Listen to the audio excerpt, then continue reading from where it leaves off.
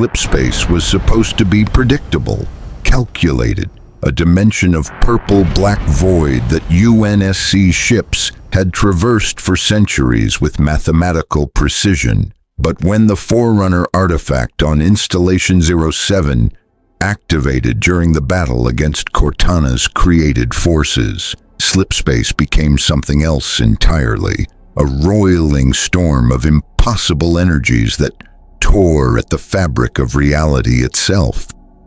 The UNSC Infinity, humanity's greatest warship, had survived the Covenant War, the Didact's return, and countless battles across the galaxy.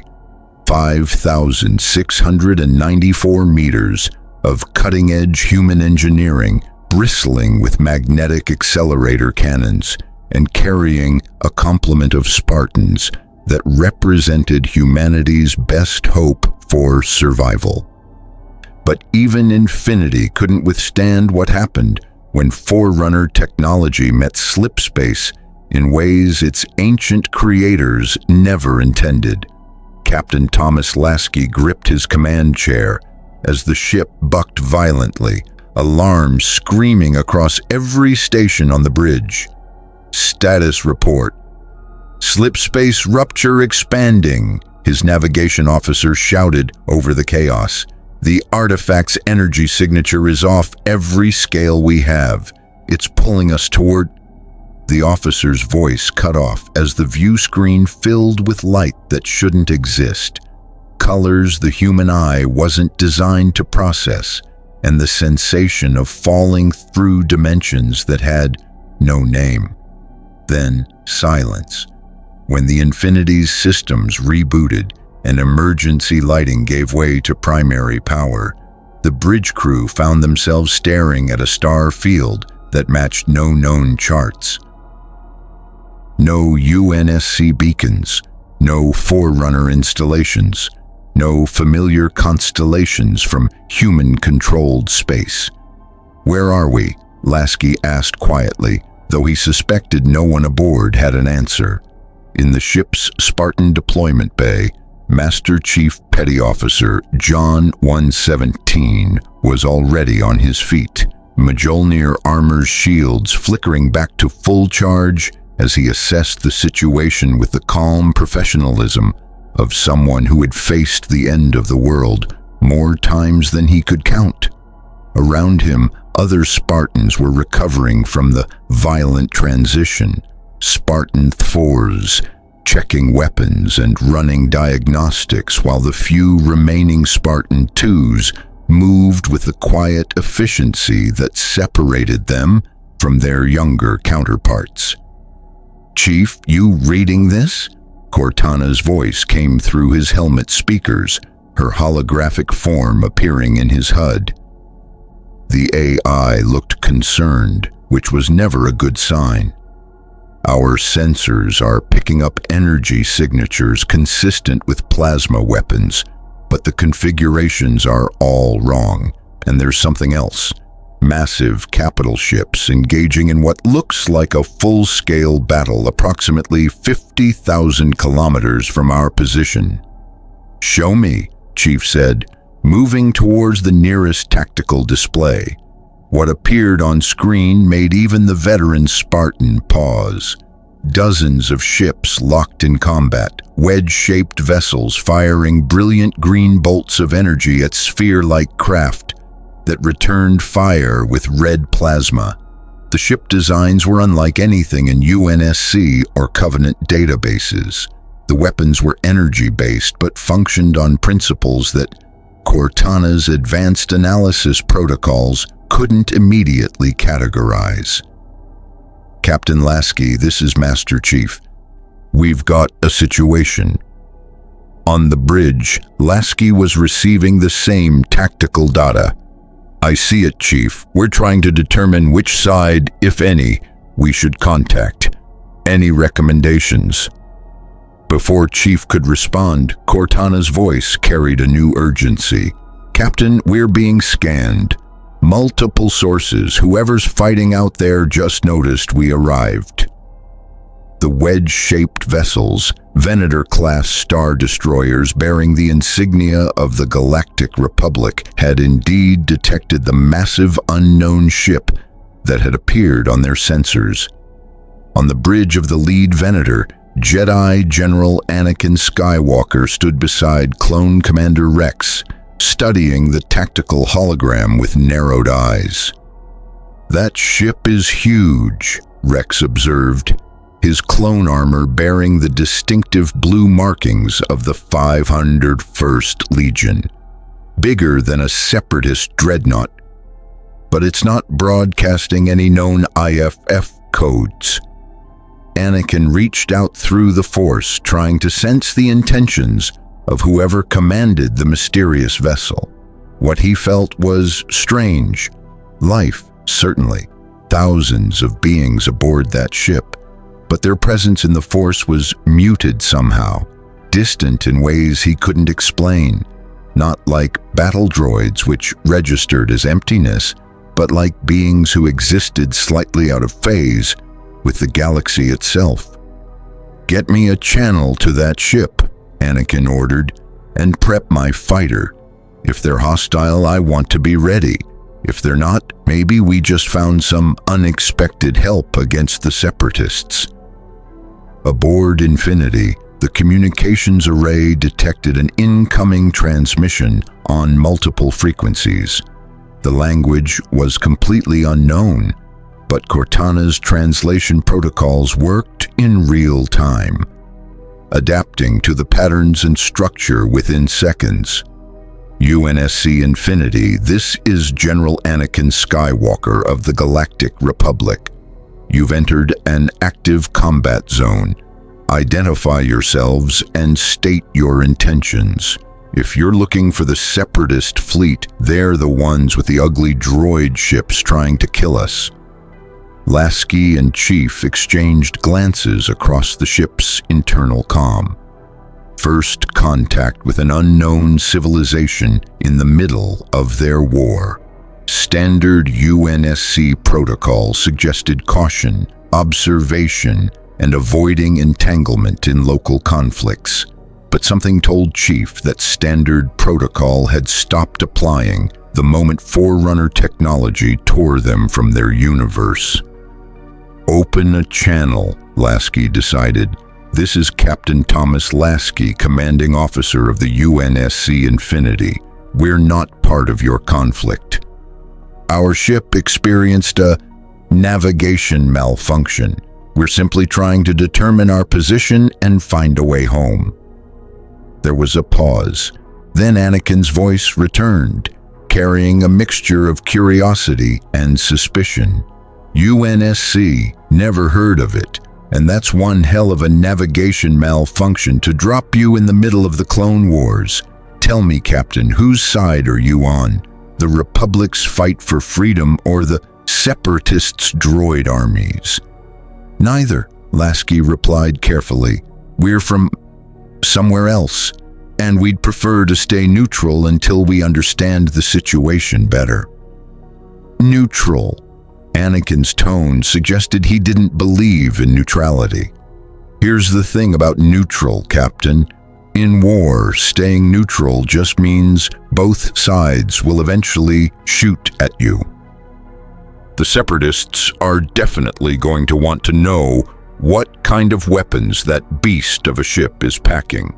And the Republic," he paused, "the Republic could use allies against an enemy that's trying to tear the galaxy apart." On Infinity's bridge, Cortana was simultaneously monitoring the conversation and analyzing everything their sensors could detect about this Clone Wars they'd stumbled into. What she found was disturbing. "Captain, I'm detecting hundreds of active combat zones across this region of space. This isn't a localized conflict, it's a full-scale galactic war. And the technology, it's advanced in different ways than ours. Energy shields, faster than light travel that doesn't use slip space, and something else I can't quite identify. There's an energy field permeating everything that I can't categorize." That energy field was the Force, though Cortana had no framework to understand what she was detecting. To her advanced sensors, it registered as a quantum phenomenon that affected probability, causality, and even living biology in ways that violated known physics. The battle around them intensified as Separatist droid fighters, vulture droids, broke from the main engagement and vectored toward infinity. Their targeting computers had identified the unknown vessel as a priority threat, and their programming demanded immediate investigation or destruction. "We've got incoming," Infinity's tactical officer announced. "Dozens of small craft, weapons hot." Chief was already moving toward the hangar bay. "Captain, recommend we launch a defensive screen. I'll take a Pelican and intercept. Maybe we can communicate better in person than over comms." "Negative, Chief," Lasky said. "We don't know enough about these fighters' capabilities. Let our point defense handle them." But Infinity's point defense systems, designed to intercept Covenant plasma torpedoes and missiles, weren't optimized for the swarm tactics of vulture droids. The automated weapons took down the first wave, but more kept coming, their droid brains analyzing Infinity's defenses and adapting with each pass. "They're learning our patterns," Cortana observed. "These aren't simple attack drones. They've got sophisticated tactical programming." On the Republic Venator, Anakin watched the unknown ship's defensive capabilities with growing respect. Whatever that vessel was, it could defend itself. The point defense turrets moved with mechanical precision, and the few hits the vulture droids had scored seemed to barely scratch the ship's armor. "Rex, get me 3 squads of the 501st ready for boarding action," Anakin ordered, "and prep my starfighter. I'm going to introduce myself properly to our new arrivals."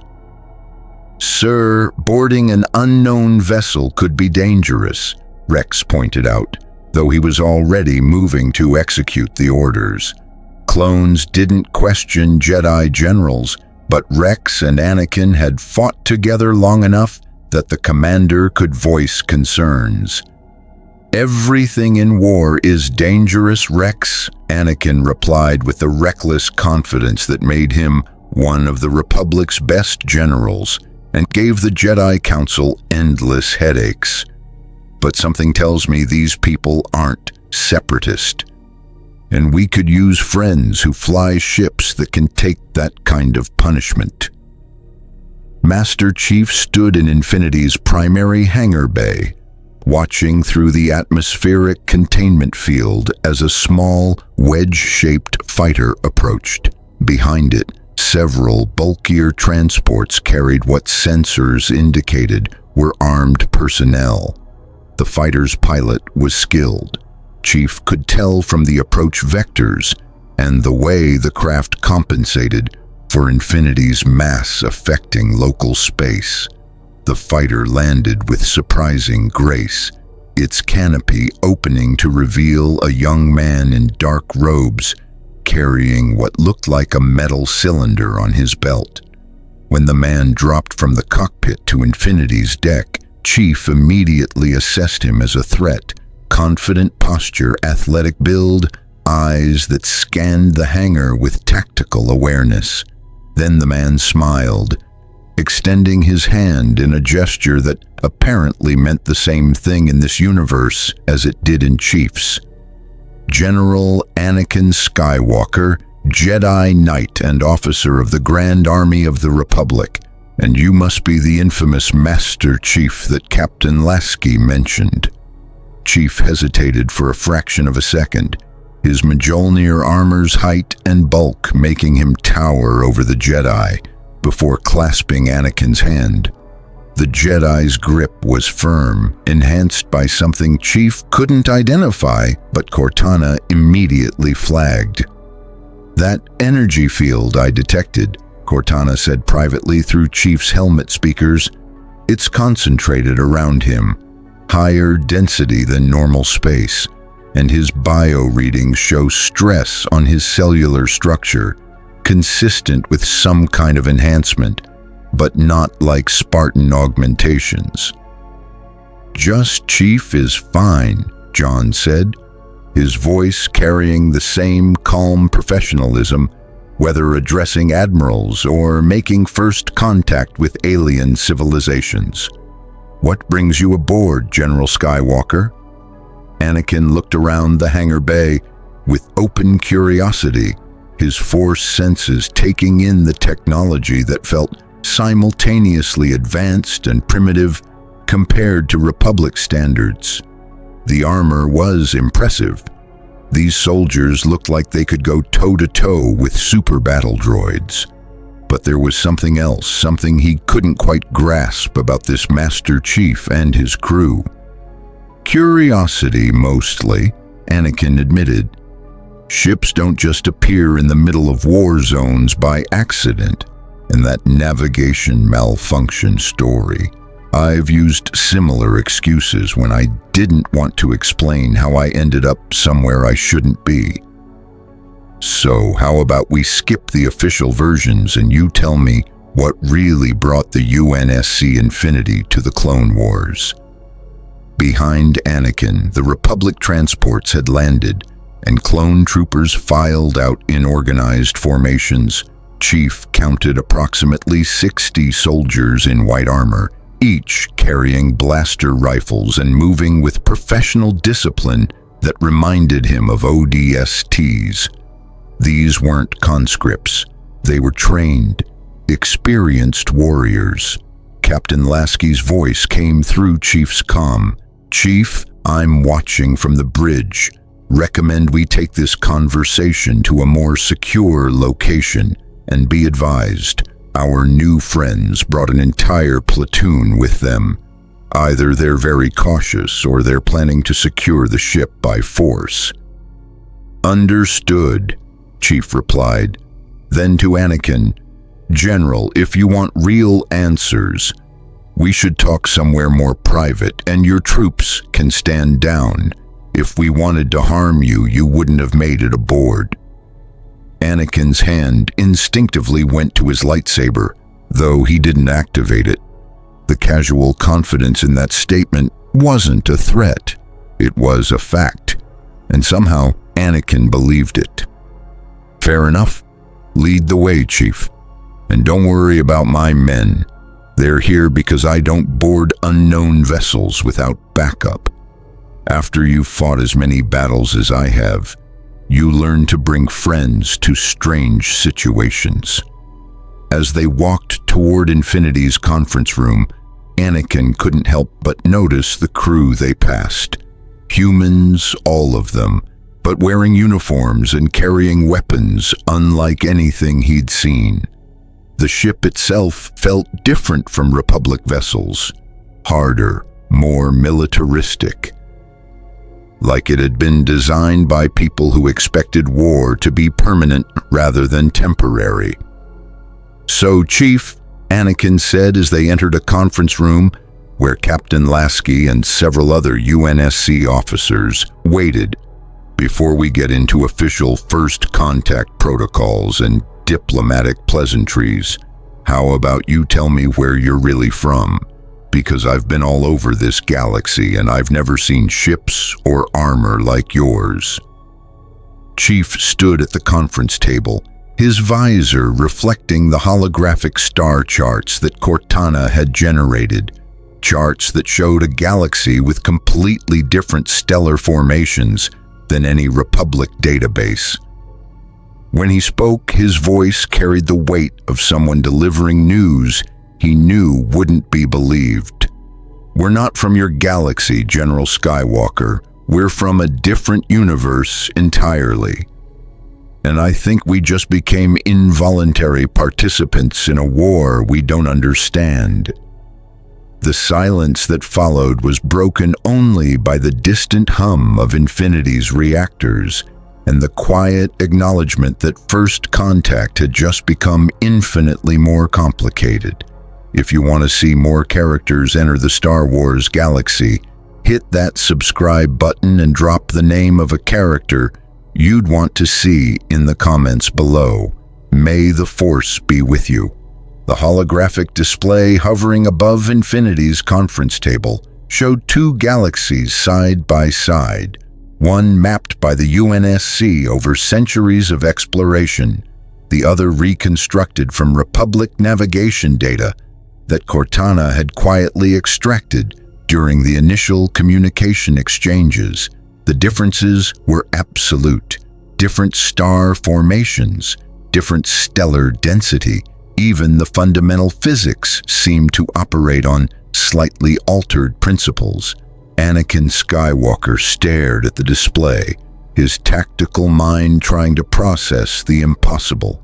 He'd fought across hundreds of star systems, encountered countless alien species, and witnessed technology that seemed like magic. But beings from another universe? That was beyond even the Jedi's understanding of the Force. "You're serious," Anakin said quietly, though it wasn't really a question. "You actually expect me to believe you're from a completely different reality?"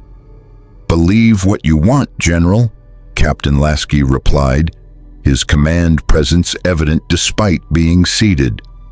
"But our ship's logs, navigation data, and every sensor reading we have confirms it. Whatever brought us here, this Forerunner artifact, it didn't just move us through space, it moved us between universes." Clone Commander Rex stood beside Anakin, his helmet tucked under one arm, studying the UNSC officers with the practiced eye of a soldier who'd learned to assess potential threats and allies quickly. "Sir, their equipment doesn't match any known manufacturer. Their weapons use projectile ammunition instead of blasters. And their armor," he gestured to Master Chief, "that's not clone armor, droid armor, or anything in Republic databases." "Because it's Mjolnir-powered assault armor," Cortana's voice emanated from the conference room's speakers, her avatar appearing in holographic form above the table. The AI's appearance drew immediate attention. A small, blue-tinged woman made of light and data, her expression carrying intelligence that seemed almost alive. Mark 6 generation, specifically designed for Spartan 2 super soldiers. And before you ask, yes, Master Chief is one of those super soldiers. Anakin's eyes widened slightly. An AI, a genuine artificial intelligence, not a droid. He leaned forward, studying Cortana with fascination. "The Republic has droids, but nothing like you. You're actually thinking, not just following programming. I'm thinking, learning, and currently trying to understand how your Force works," Cortana replied, a hint of frustration in her synthesized voice. "My sensors detect it everywhere, an energy field that affects probability, biology, and even causality in ways that violate several fundamental laws of physics. Care to explain what I'm looking at?" Before Anakin could respond, the conference room doors opened and 3 more figures entered. Jedi Master Obi-Wan Kenobi, his Padawan Ahsoka Tano, and a protocol droid that immediately began cataloging the UNSC personnel with characteristic droid efficiency. "Anakin, you could have waited for backup before boarding an unknown vessel," Obi-Wan said with the patient exasperation of someone who'd had this conversation many times. Then he saw the holographic display and stopped. What am I looking at?" "Evidence that the galaxy is bigger than we thought, Master," Anakin replied. "Meet Captain Lasky, Master Chief, and Cortana. They're from another universe, literally." Obi-Wan's diplomatic training took over, though his expression showed the same disbelief Anakin had displayed moments earlier. "I see. Well then, this is certainly unprecedented. I'm Jedi Master Obi-Wan Kenobi, and this is my Padawan Ahsoka Tano. On behalf of the Jedi Council and the Galactic Republic, welcome to our reality. Though I suspect welcome might be premature given the circumstances. Ahsoka, a young Togruta with distinctive montrals and headtails, studied Master Chief with open curiosity. Master, I can barely sense him in the Force. It's like he's there, but muted somehow. And the others? She gestured to the UNSC personnel. They're the same way. Present, but distant. That's because we don't have this Force you keep mentioning, Chief said, his voice carrying its characteristic calm. In our universe, there's no mystical energy field, just physics, technology, and warfare against enemies who wanted to exterminate humanity. The statement hung in the air like a death sentence. Obi-Wan's expression shifted from diplomatic curiosity to genuine concern. Exterminate humanity, you faced a genocide campaign. The Covenant, Lasky explained, pulling up tactical data on the holographic display. Images appeared. Massive alien warships, various species wielding energy weapons, and finally, the glassing of human colonies. A religious alliance of alien species that declared humanity's existence an affront to their gods. They spent 27 years trying to wipe us out, destroyed dozens of colony worlds, killed billions.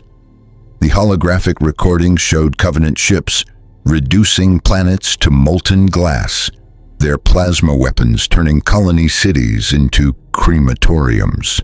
Anakin watched in silence, his hands clenching unconsciously. He'd seen war's brutality throughout the Clone Wars, but this was systematic extermination on a scale that even the Separatists hadn't attempted. And you survived, Rex observed, professional respect evident in his voice. Against those odds, you survived and fought back. We fought back with everything we had, Chief confirmed, and we won. Barely. The cost was... He paused, and even through the helmet, the weight of memory was evident. Everything. Cortana's avatar shifted, her expression carrying a sorrow that seemed impossible for an artificial intelligence. We're the last of a lot of things, General Skywalker, the last of the Spartan Twos, the last crew of a ship that was built to ensure humanity survived. And now we're lost in a universe where apparently mystical energy fields let people move objects with their minds. Anakin barked a short laugh, despite the grim subject matter. The Force isn't mystical, it's real, and it binds all living things together. Here, let me show you. He extended his hand, and Master Chief's M60 pistol, holstered at his side, floated gently into the air, suspended by invisible power. The weapon rotated slowly before settling back into its holster, without Anakin physically touching it. Telekinesis, Cortana breathed, her analytical subroutines racing. You manipulated gravitational fields, or... No, there's no graviton emission. You directly affected the object through that energy field I've been detecting. The Force. The Force flows through all living things, Obi-Wan explained, settling into the teaching mode he'd used countless times with Padawans. It gives us power, yes, but also guidance. Some beings are more attuned to it than others. The Jedi serve the Force and use it to maintain peace and justice in the galaxy. Except there's a war happening, Chief observed bluntly. This Clone Wars you mentioned. Peace and justice seem to be in short supply. Obi-Wan's expression darkened. Yes, the Separatist alliance, systems that broke away from the Republic, are using droid armies to conquer independent worlds. The Jedi lead the Republic's clone army to defend those who cannot defend themselves. And who's leading the Separatists? Lasky asked, his tactical mind already mapping the political situation. Count Dooku, Anakin said, his voice carrying barely restrained anger. A former Jedi who turned to the dark side of the Force. He's building a droid army with corporate backing, the Trade Federation, Techno-Union, banking clan. They want to break the Republic's power and establish their own government. Cortana processed this information with the speed only an AI could achieve. So you have a civil war between a democratic republic and a corporate-backed separatist movement, with the Republic led by mystical warrior monks and the Separatists using autonomous combat droids. And both sides are fighting with clones and droids rather than volunteer armies? The clones are soldiers, not slaves, Rex said defensively, his hand moving unconsciously to his blaster. We're bred for combat, trained from birth, but we choose to fight for the Republic. Chief turned his visor toward Rex, recognizing a kindred spirit, a soldier created for war, defined by combat, struggling with what it meant to be human when your entire existence revolved around battle. No one's judging, Commander. We Spartans were taken as children and augmented for war. We understand what it means to be made into weapons. The admission created an unexpected moment of connection between the UNSC and Republic forces. Rex studied Chief with new understanding, and even Anakin's defensive posture relaxed slightly. Then you understand why we fight, Anakin said. The Separatists are using droid armies to enslave entire systems. Someone has to stop them. Maybe, Lasky said carefully, but we've also learned that in galactic wars, things are rarely as simple as they appear. The Covenant seemed like straightforward religious fanatics until we discovered the truth about their prophets' lies. What if your war has similar complications? Before Anakin could respond, alarms shrieked across Infinity's internal systems. Cortana's avatar flickered with urgent data streams. We've got a problem, she announced. Long-range sensors are detecting a massive fleet emerging from hyperspace. Separatist signatures, and they're heading directly for this position. On the holographic display, dozens of new contacts appeared. Separatist dreadnoughts, frigates, Yaosa, and countless vulture droid fighters. At the fleet's center was a ship that made even Infinity look modest by comparison, a massive spherical vessel bristling with weapons. That's a Lucrehulk-class battleship, Obi-Wan identified, his diplomatic composure giving way to combat readiness. Heavily armed, carries thousands of battle droids, and commanded by General Grievous, Anakin finished grimly, the Separatists' military commander, a cyborg who collects lightsabers from Jedi he's killed. And if he's here personally, it means they detected Infinity and want to capture it for its technology. Rex was already moving toward the door. Sir, we need to get back to the Venators. The fleet's going to need coordinated defense. Agreed, Obi-Wan said, then turned to Lasky. Captain, I strongly recommend your ship leave this combat zone immediately. Grievous won't stop until he's either destroyed you or stolen your technology for the Separatist cause. Lasky looked at Chief, then at his tactical officers. They'd arrived in this universe by accident, had no stake in this war, and every reason to avoid entanglement. But they were also military personnel who'd spent their entire careers fighting to protect those who couldn't protect themselves. How many Republic ships are in this sector? Lasky asked. Anakin checked his communicator. 3 Venator-class star destroyers, maybe a dozen support frigates. We're outnumbered 3-1. Standard Clone Wars odds. And civilians? Are there civilian populations in this system? Christophsis, Ahsoka said quietly. 3 billion civilians on the planet below. The Separatists already have a blockade in place. We've been trying to break through to deliver relief supplies. Lasky stood, his decision made.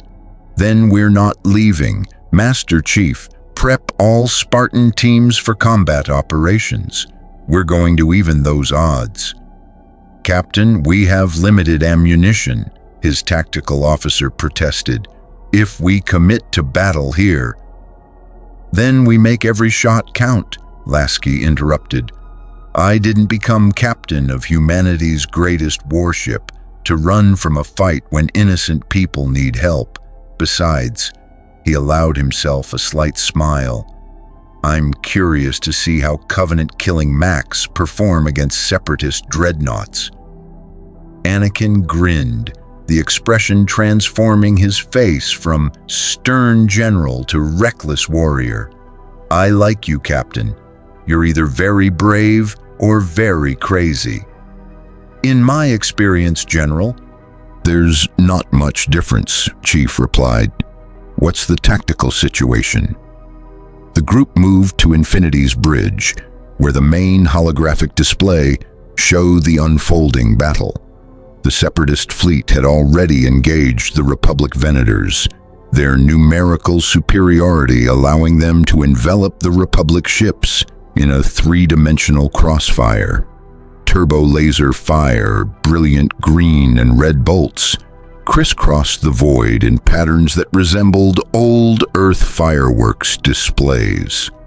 Their shields are holding, Cortana analyzed, but energy weapons of that magnitude will eventually overwhelm any defensive system. The Republic ships are trying to maintain formation while targeting the Separatist command vessel. Master Chief moved to the weapons station, studying Infinity's armament with practiced efficiency. Captain, recommend we target their command ship with a Mac round, full power. If their general is aboard, taking out the flagship should disrupt their command structure. Agreed, Lasky said. Weapons prepare Mark Ivmac, full charge. Target the Separatist command vessel. Single shot. Make it count.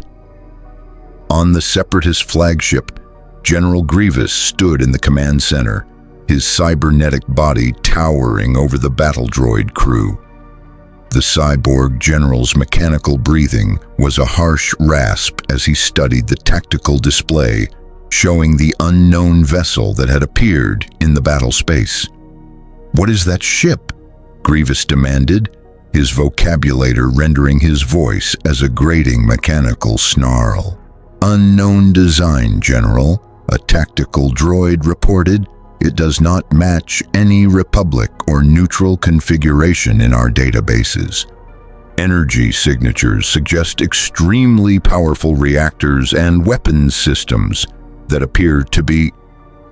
The droid never finished its sentence. Infinity's MAC, a magnetic accelerator cannon capable of hurling a 3,000-ton tungsten projectile at 4% light speed, fired. The round crossed the distance between ships in seconds, and what happened when it struck the Separatist flagship's shields was unprecedented in Clone Wars combat. The shields, designed to dissipate energy weapons, had no defense against kinetic impact of that magnitude. The round punched through the energy barrier like it didn't exist, struck the flagship's hull with the force of a small nuclear weapon, and tore completely through the spherical vessel's superstructure. Grievous was thrown across the command center as the ship shuddered from catastrophic damage. Atmosphere vented through the massive hole in the hull. Secondary explosions rippled through internal systems, and the flagship, designed to withstand sustained turbo-laser bombardment, began a slow tumble that spoke to critical system failure. What was that? Anakin breathed, watching the destruction on Infinity's tactical display. That, Cortana said with satisfaction, was a standard magnetic accelerator cannon. We have 8 more if you'd like to see them in action.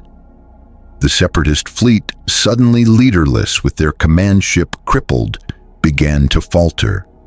Battle droids, dependent on central coordination, lost cohesion in their attack patterns. The Republic Venators, sensing the shift in momentum, pressed their advantage with coordinated turbo-laser barrages. All Republic ships, this is General Skywalker, Anakin transmitted across the fleet channel. Focus fire on the Separatist flanking elements. The Infinity has their command ship handled. Let's finish this fight. Master Chief watched the battle unfold with the analytical detachment of someone who'd fought in hundreds of similar engagements. The tactics were different. Energy weapons instead of plasma, hyperspace instead of slipspace. But the fundamentals were the same. Identify critical targets, eliminate command and control, press advantages when they appeared. Cortana, can you interface with their communication systems? Chief asked. If we can coordinate with the Republic fleet directly, we can maximize our effectiveness.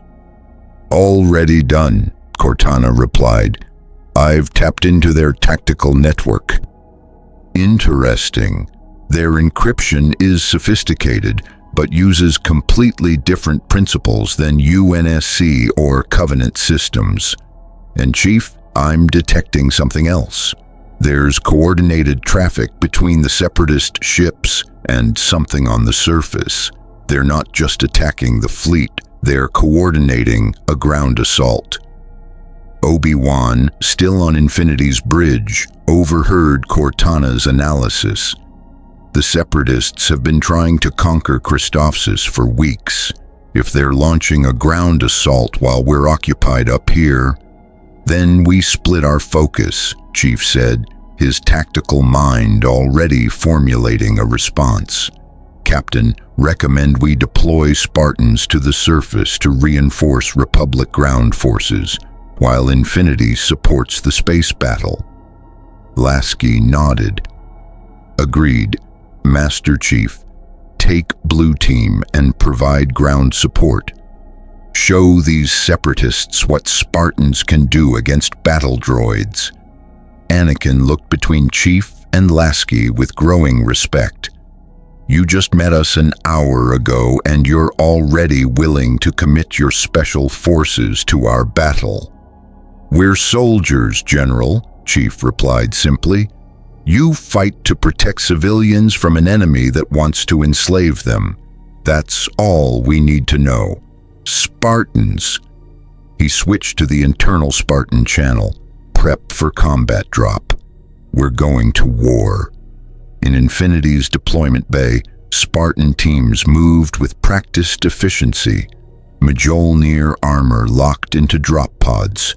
Weapons were checked and loaded. And Master Chief, veteran of the Human Covenant War, prepared to introduce the Clone Wars to a type of soldier this galaxy had never encountered. As the drop pods launched toward Christophsis' surface, streaking through atmosphere like meteors, Cortana's voice came through Chief's helmet with quiet observation. You know, we just picked a side in a war we don't understand, in a universe that isn't ours for people we met less than 2 hours ago.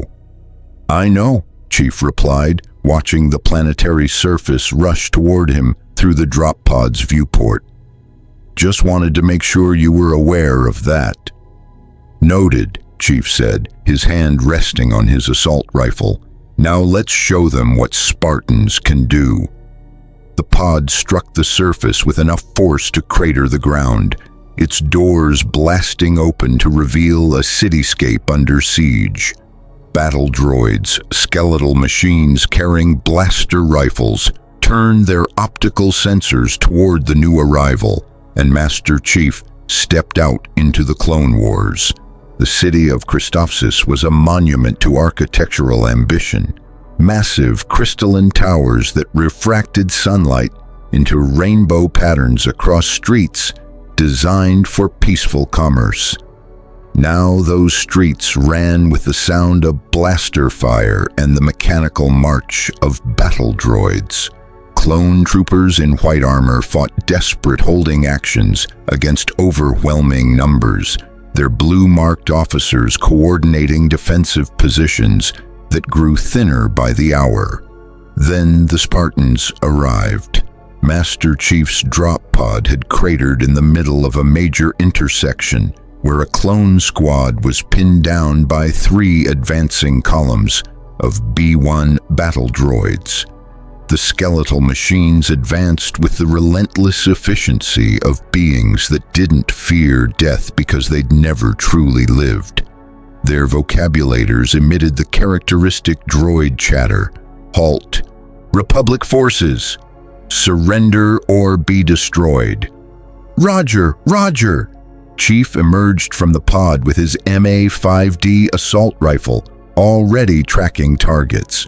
The first burst caught 3 battle droids center mass, the armor-piercing rounds punching through their thin chassis with ease. The droids collapsed, sparking and twitching, their central processors destroyed.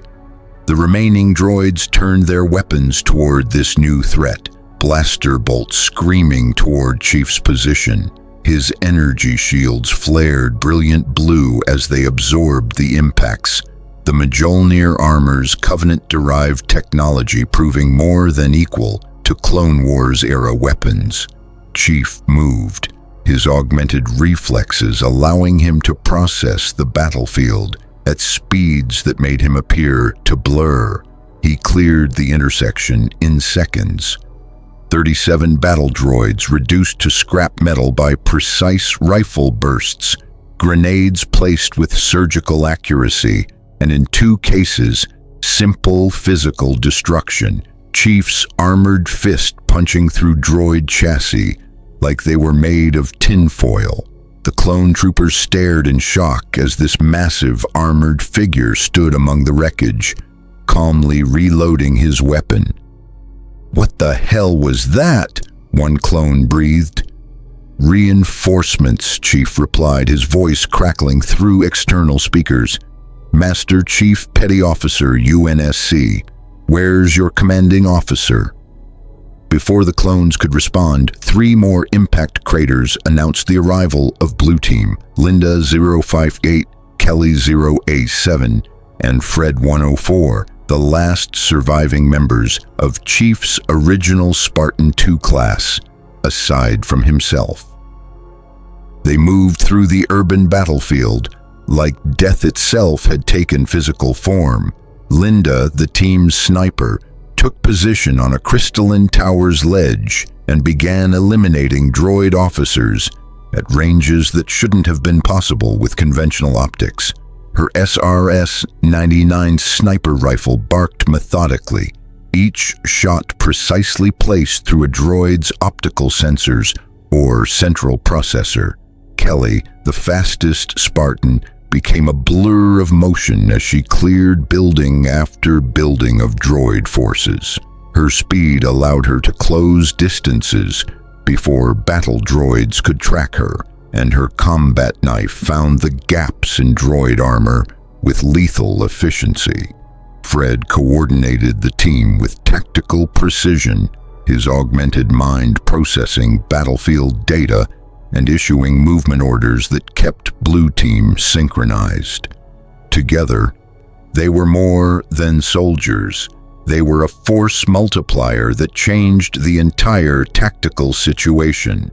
Above the battle in a Republic gunship designated as Twilight, Anakin Skywalker watched the carnage through electro-binoculars with a mixture of awe and professional appreciation. "They're tearing through our battle droid problem like it's nothing," he observed to Ahsoka, who piloted the gunship with characteristic skill. Those armor suits must be incredible. "Master, I still can barely sense them in the Force," Ahsoka said, banking the gunship toward Chief's position. "It's like they're shadows moving through the battle. How can beings that powerful be so absent? Maybe in their universe you don't need the Force to be powerful," Anakin mused.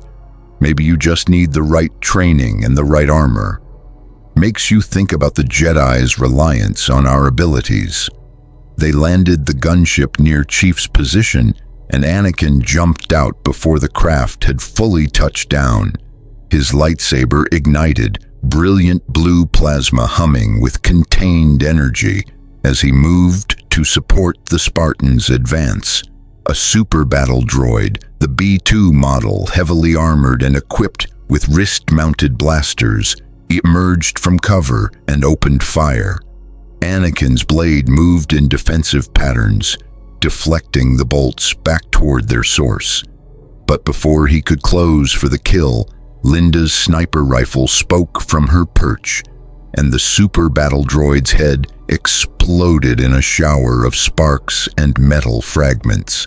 "Nice shot," Anakin called out, not sure if the sniper could hear him. "Thank you, General." Linda's voice came through his comlink. Cortana had already integrated UNSC and Republic communication systems. "Suggest you maintain cover. The next wave includes droid echas." As if summoned by her warning, 6 destroyer droids rolled into the intersection, their wheel forms unfolding into tripod configurations. Personal shields snapped into place around each droid, and their dual blaster cannons began spewing sustained fire that would overwhelm most defensive positions. "Droidecas," a clone trooper shouted. "Fall back. We can't penetrate those shields." Master Chief assessed the threat in microseconds. Energy shields that deflected blaster fire, heavy weapons, stable firing platform. In the Covenant War, he'd faced similar challenges with Jackal shields and Hunter armor. Blue Team, concentrate fire. Cortana, maximum shield penetration calculation. On it, Cortana's voice came through the team's shared channel. Their shields operate on different principles than Covenant technology, but they have the same fundamental weakness. Sustained kinetic impact depletes energy reserves faster than recharge rates. Recommend sustained fire at marking targets now. Targeting reticles appeared in each Spartan's HUD, highlighting specific points on the droideca's shield generators. Blue Team opened fire simultaneously, their combined assault rifle bursts hammering the same shield over and over. The droideca's energy barrier flickered, fluctuated, and collapsed. Without shields, the destroyer droid was just an armored weapons platform, and armored platforms died to Spartan precision fire. 6 droidecas destroyed in under 10 seconds. The clone troopers watching from cover could only stare. "Sir," one clone said to his officer, "I think we just became obsolete." Clone Commander Cody, arriving with reinforcements aboard a Republic walker, surveyed the battlefield with professional assessment. He'd fought beside Jedi, commanded clone legions against impossible odds, and seen the best and worst of warfare. But these Spartans operated on a different level entirely. "Master Chief," Cody called out, his orange-marked armor identifying him as a high-ranking officer. "I'm Commander Cody, 212th Attack Battalion. General Kenobi sent me to coordinate with your forces. That was impressive work." Chief nodded acknowledgement. "Commander, what's the tactical situation?" Cody projected a holographic map of Christophsis from his wrist-mounted display. "The Separatists have 3 major staging areas in the city. We've been unable to dislodge them due to their numerical superiority and heavy weapons emplacements. General Kenobi is leading the assault on the eastern sector, but we're stretched thin. Then we'll hit their staging areas directly, Chief said, studying the map with tactical precision.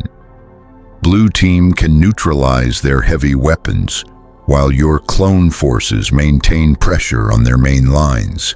Divide their attention, eliminate their advantages.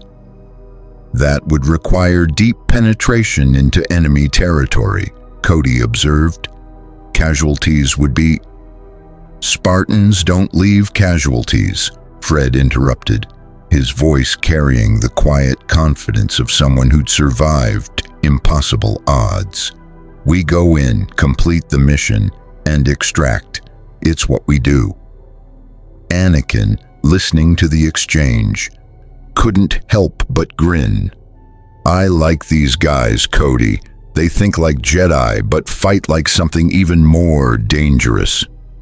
With respect, General Skywalker, Chief said, we fight like soldiers who've been at war since we were children. Now, if you'll excuse us, we have Separatist positions to eliminate. Blue team moved out, their Mjolnir armor allowing them to traverse the urban environment with speed that matched Jedi Force enhancement. They scaled crystalline buildings with magnetic boots, crossed open kill zones with speed that made targeting impossible, and hit the first Separatist staging area like a tactical hurricane. The battle droids never had a chance. Their targeting computers weren't designed for enemies that moved this fast, hit this hard, and coordinated this perfectly. Within minutes, the eastern staging area was reduced to smoking wreckage, its ammunition depot destroyed, and its command structure eliminated. But success drew attention. In the Separatist command center, Count Dooku received reports of the mysterious armored warriors devastating his ground forces with growing interest. The elderly former Jedi studied holographic footage of the Spartans in combat, his eyes narrowing with dark calculation. Fascinating, Dooku murmured, his cultured voice carrying the weight of decades of study and corruption. Warriors who move without the Force yet match Jedi in combat effectiveness. And that ship above, the Infinity. Technology that surpasses even Republic advances. Beside him, a holographic transmission flickered to life, showing the hooded figure of his master, Darth Sidious, secretly Supreme Chancellor Palpatine. These newcomers disrupt our plans, my apprentice, Sidious said, his voice carrying serpentine menace. General Grievous's flagship was crippled by a single weapon. Their soldiers tear through our droid armies. If they align with the Republic, they could shift the balance of power. Then we must ensure they do not align with the Republic, Dooku replied. Or better yet, we turn them to our purposes.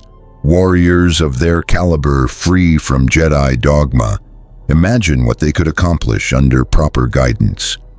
Proceed carefully, Sidious warned. The Force is unclear regarding these beings. They exist somehow outside its normal flow. Such anomalies are dangerous, unpredictable. Eliminate them if they cannot be turned.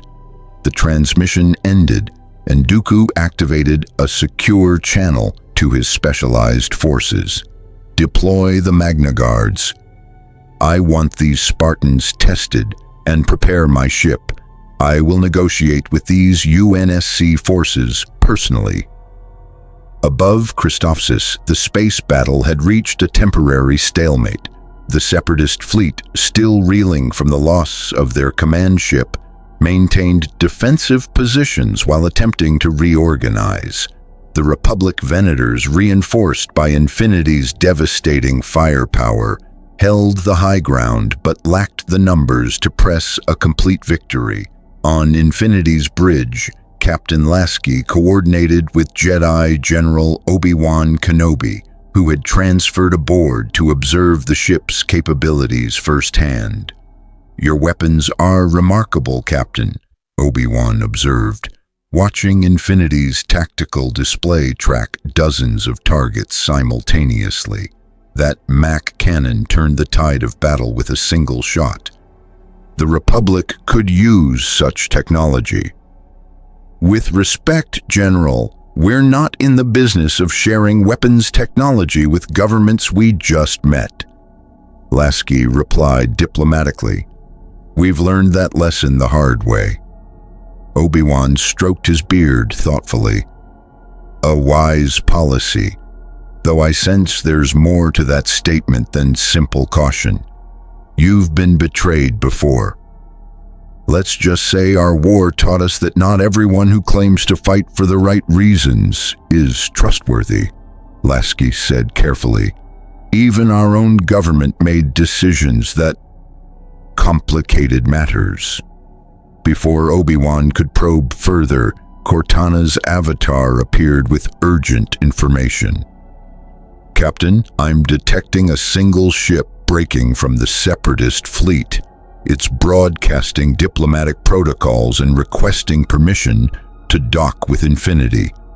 The ship's transponder identifies it as Count Dooku's personal solar sailor." "The Separatist leader wants to talk?" Lasky asked. "That seems suspicious." "Everything in war is suspicious, Captain," Obi-Wan said grimly. "But Dooku is a former Jedi. He understands negotiation and manipulation better than most. Whatever he wants, it won't be straightforward." "Should we allow him to board?" Lasky's tactical officer asked. Obi-Wan considered carefully. "Dooku is extremely dangerous. He's a master of the dark side, skilled in lightsaber combat, and capable of force lightning that can kill with ease. But he's also arrogant. If he's coming to negotiate, he believes he has leverage." "Then we hear what he has to say," Lasky decided, "but under our conditions. Cortana, prepare a security detail and get Master Chief back up here. If a Sith Lord wants to talk, I want our best soldier present."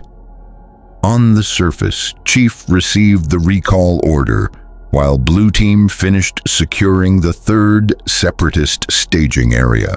The urban combat had been methodical, efficient, and devastatingly effective. Christophsis's clone defenders had gained critical breathing room, and the Separatist ground assault had stalled completely. "Spartans, return to Infinity," Chief ordered. "We've got a diplomatic situation developing." "Since when do Spartans do diplomacy?" Kelly asked, though she was already moving toward the extraction point. "Since we ended up in a universe where Sith Lords want to have conversations," Chief replied. "Stay alert. This feels like a trap." Anakin, who had fought alongside the Spartans throughout the ground battle, contacted Chief directly. "Master Chief, be careful with Dooku. He's powerful, manipulative, and very good at finding people's weaknesses. Don't trust anything he says." "Noted, General. We've dealt with manipulative enemies before, though usually they tried to kill us rather than talk to us. With Dooku, the talking is often more dangerous than the fighting," Anakin warned. "Trust me on this." Count Dooku's solar sailor docked with Infinity under the watchful sensors of UNSC security systems and Cortana's omnipresent digital oversight. The former Jedi stepped onto the UNSC ship with the grace of aristocratic bearing, his curved lightsaber visible at his belt, his presence radiating dark side power that made the Force-sensitive Jedi observers unconsciously step back. He was met in the hangar by Captain Lasky, Master Chief, Obi-Wan Kenobi, and a full security detail of Marines in battle-ready positions. "Captain Lasky," Dooku said, his cultured voice carrying old European elegance. "Master Chief General Kenobi, how unsurprising to see you here. I come under flag of truce to discuss matters of mutual interest." "Count Dooku," Obi-Wan acknowledged coldly. "You'll forgive us if we're skeptical of your interest in mutual anything." Dooku smiled, the expression not reaching his eyes. "Dear Obi-Wan, still so rigid in your thinking, but then that is the Jedi way, isn't it?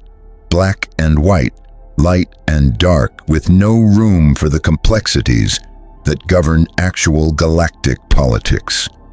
"Get to the point," Chief said flatly, his rifle held in a casual grip that could become combat-ready in microseconds. "Why are you here?" Dooku turned his full attention to the Spartan, studying him with force-enhanced perception. What he saw, or rather what he didn't see, fascinated him. This warrior existed somehow outside the Force's normal influence, present but not connected in the way all living beings should be. "Straight to business. I appreciate that, Master Chief. Very well. I come with an offer. The UNSC Infinity is a magnificent vessel, stranded far from home in a galaxy at war. You have no stake in our conflict, no reason to support a corrupt republic that will inevitably betray you, just as it has betrayed so many others." "And the Separatists are better?" Lasky asked skeptically. "The Separatist Alliance fights for freedom from Republic tyranny," Dooku explained with practiced political rhetoric. "We represent thousands of systems that wish to govern themselves without Coruscant's interference. Is that not a cause worth supporting?" "You're using droid armies to conquer independent worlds," Obi-Wan countered. "That's not freedom, Dooku. That's exactly the tyranny you claim to oppose." Dooku waved dismissively. "Semantics, Obi-Wan. The Republic uses slave soldiers, clones bred for war and given no choice in their destiny. The moral high ground you claim is built on very shaky foundations." Chief felt Cortana's presence in his helmet, her voice private. "Chief, he's right about the clones. I've been analyzing their genetic structure and neural programming. They're designed for absolute loyalty and shortened lifespans. It's disturbing." The observation troubled Chief more than he wanted to admit. The clones he'd fought beside were professional, brave, and clearly capable of independent thought. But if they were genetically programmed for loyalty, what exactly are you proposing, Count? Lasky asked. "An alliance," Dooku said simply. "Or, at minimum, neutrality. The Separatist Alliance would provide the Infinity with supplies, repair facilities, and technical support to help you find your way home. In exchange, you simply refrain from interfering in our conflict. Leave the Republic to its fate, and we ensure you have the resources to return to your own universe." "And if we refuse?" Chief asked. Dooku's expression hardened slightly. "Then you become our enemy, and I can assure you, Master Chief, the Separatist Alliance has resources that even your impressive ship cannot withstand indefinitely. We have thousands of ships, millions of battle droids, and technology that you cannot begin to comprehend." "Like the Force?" Chief asked quietly. "Precisely like the Force," Dooku confirmed, his hand moving toward his lightsaber. "I could demonstrate if you'd like. Show you what true power means in this galaxy." The tension in the hangar spiked instantly. Marines raised weapons. Obi-Wan's hand went to his own lightsaber, and Master Chief's rifle came up smoothly, targeting reticle centered on Dooku's head. "I wouldn't recommend that, Count," Chief said, his voice carrying absolute calm. I've faced religious fanatics with energy weapons before. The Covenant thought their gods made them invincible. They were wrong. Dooku laughed, genuine amusement in the sound. Oh, I do like you, Master Chief. Such confidence, such directness. You would have made an excellent Sith, you know. The dark side values strength, and you have strength in abundance. The answer is no, Lasky said firmly. We won't ally with you, and we won't abandon the Republic. Your offer is refused. A pity, Dooku said, though he didn't seem particularly surprised. Then let me leave you with a final thought before I depart. The Republic you've chosen to support is built on lies, Captain Lasky. The Jedi claim to serve peace, but they've become generals in a war they helped create. The clones you fight beside have no choice in their service, and the Supreme Chancellor, he paused meaningfully, the Supreme Chancellor has his own agenda that serves neither Republic nor Separatist interests. More lies, Obi-Wan said coldly. Are they? Dooku asked, meeting the Jedi Master's gaze. Tell me, Obi-Wan, have you never questioned how convenient this war is? How perfectly it serves to concentrate power in Palpatine's hands?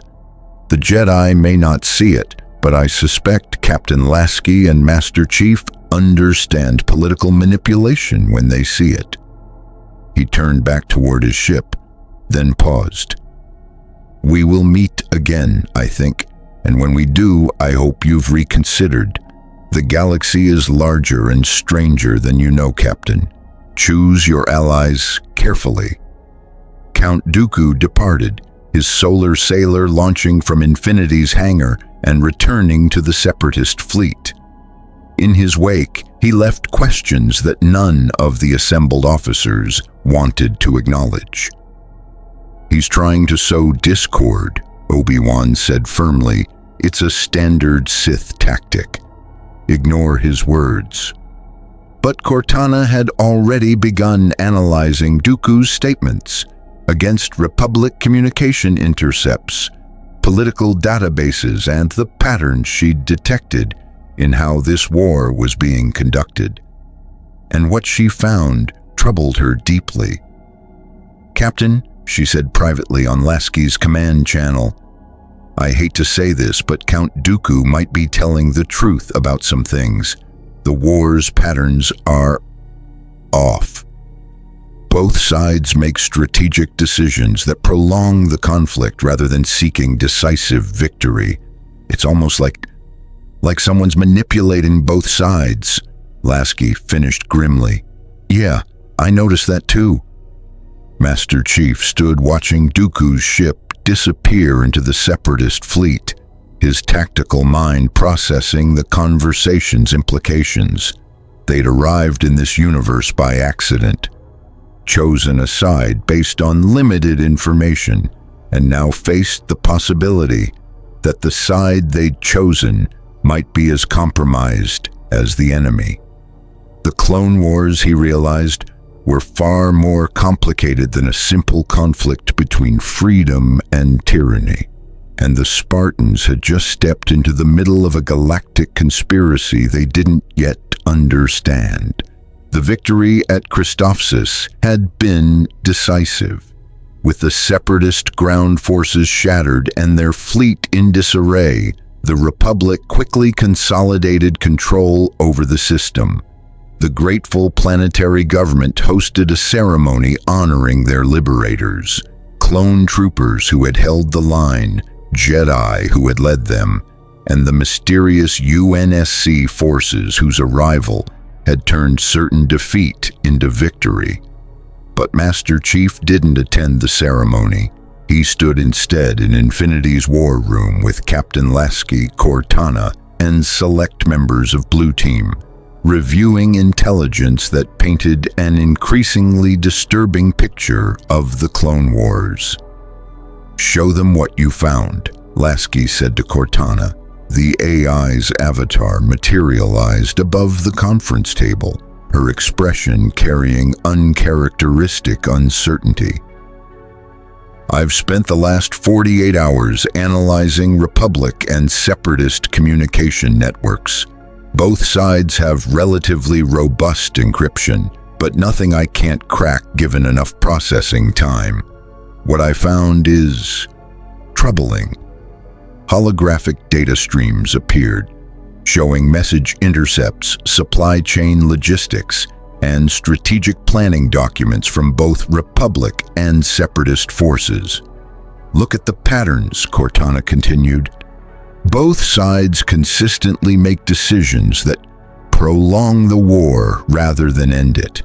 The Republic could have struck decisive blows against Separatist leadership multiple times but received stand-down orders from the Chancellor's office. The Separatists have had opportunities to cripple Republic industrial capacity, but mysteriously shifted resources to less strategic targets."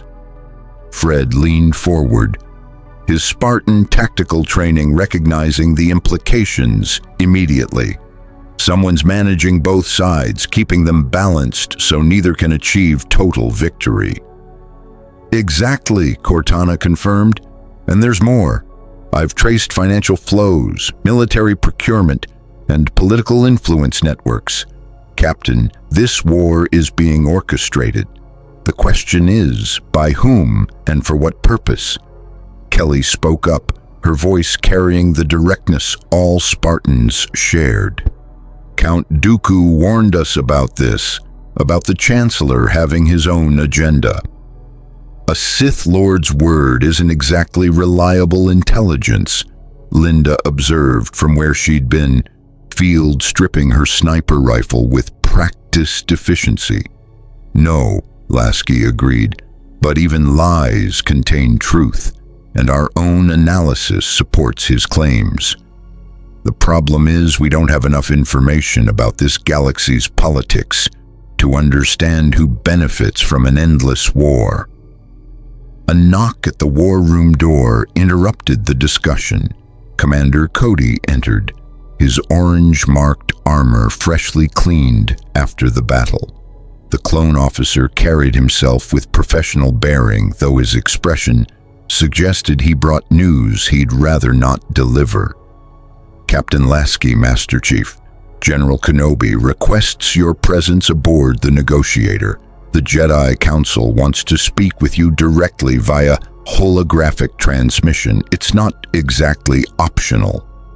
Chief and Lasky exchanged glances.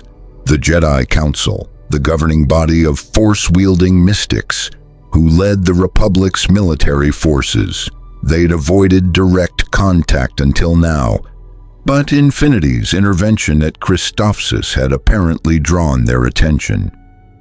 "Tell General Kenobi we'll be there within the hour," Lasky said. After Cody departed, Chief turned to his team. "Blue Team, maintain combat readiness. We don't know how the Jedi Council will react to UNSC presence. If this goes sideways, I want extraction options ready." "Understood," Fred acknowledged. "We'll have dropships prepped and all Spartan teams on standby." 30 minutes later, Chief and Lasky boarded a Republic shuttle that ferried them to the Negotiator, Obi-Wan Kenobi's Venator-class Star Destroyer. The massive vessel dwarfed the shuttle, its wedge-shaped hull bristling with turbo-laser batteries and carrying enough clone troopers to assault a planet. They were escorted to the ship's holographic communication chamber where Obi-Wan waited, along with Anakin Skywalker and his Padawan, Ahsoka. The room was dominated by a circular holographic projector that currently displayed the Jedi Temple on Coruscant. "Captain Lasky, Master Chief?" Obi-Wan greeted them with diplomatic formality. "Thank you for coming. The Council wishes to discuss your presence in Republic space and your intervention at Christophsis." "Our intervention saved your forces," Lasky observed. "Indeed, it did," Obi-Wan acknowledged. which is precisely why the Council is concerned. Power on the scale you've demonstrated requires understanding, and the Force is unclear regarding your presence. The holographic projector activated, displaying 12 Jedi Masters seated in a semicircle. Chief recognized the diminutive figure of Yoda, the ancient Jedi Grand Master, whose reputation had reached even the UNSC crew through their conversations with Republic personnel. Captain Lasky, Master Chief. Yoda's distinctive backward speech pattern carried surprising gravitas despite his small stature. Unexpected your arrival in our galaxy was. Significant your impact has been. Understand your intentions, we must. Mace Windu, a stern-faced Jedi Master whose presence radiated authority, leaned forward. Your ship possesses weapons capable of destroying capital ships with single shots. Your soldiers fight with effectiveness that rivals Jedi in combat. You claim to be from another universe entirely. These are extraordinary claims requiring extraordinary evidence. With respect, Master Windu, Lasky replied. We've provided detailed sensor logs of our arrival, complete technical specifications of our dimensional transit, and demonstrated capabilities that should be impossible by your galaxy's physics.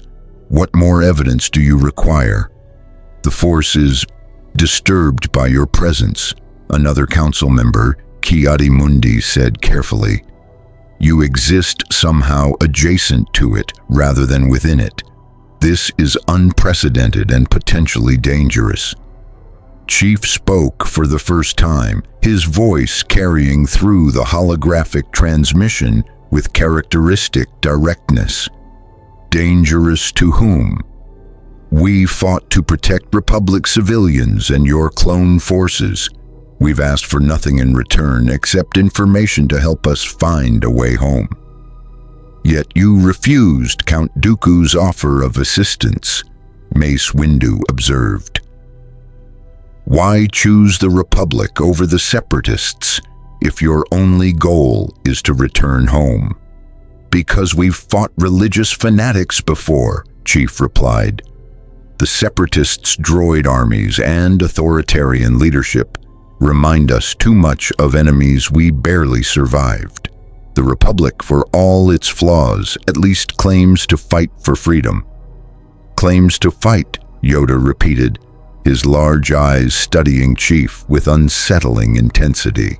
Doubts you have, Trust the Republic completely, you do not. The statement wasn't a question. Somehow the ancient Jedi had sensed Chief's underlying skepticism, despite his inability to read the Spartan through the Force. Cortana's voice came through Chief's helmet, private and urgent. Chief, they're probing, testing your loyalty. Be careful with your answers. We've learned to question everything, Lasky said carefully. Our war taught us that even well-intentioned governments can make catastrophic decisions. We support the Republic because your cause appears just, but we're not blind followers. Anakin, standing off to the side during the council transmission, couldn't help but smile slightly. These UNSC forces thought like he did, questioning authority, making their own judgments, refusing to simply accept what they were told. It was refreshing and probably exactly what worried the council. The Republic needs allies, another council member, Plo Koon, said in a more conciliatory tone. The Separatist threat grows daily. Your intervention at Christophsis proved decisive. We would welcome the UNSC's continued support in defending innocent worlds. But, Mace Windu added firmly, we must understand your limitations. Your ship carries limited ammunition. Your soldiers, however capable, number only in the hundreds compared to millions of clones. How long can you sustain combat operations in our war? It was a fair question, and one Lasky had been wrestling with privately. Infinity's Mac rounds were finite. Spartan armor could be damaged beyond repair without UNSC manufacturing facilities, and every battle consumed resources they couldn't easily replace. "We can't fight your war for you," Lasky admitted, "but we can provide strategic support where our capabilities offer unique advantages. Our sensors are superior to Republic technology. Our weapons can eliminate targets your forces struggle with.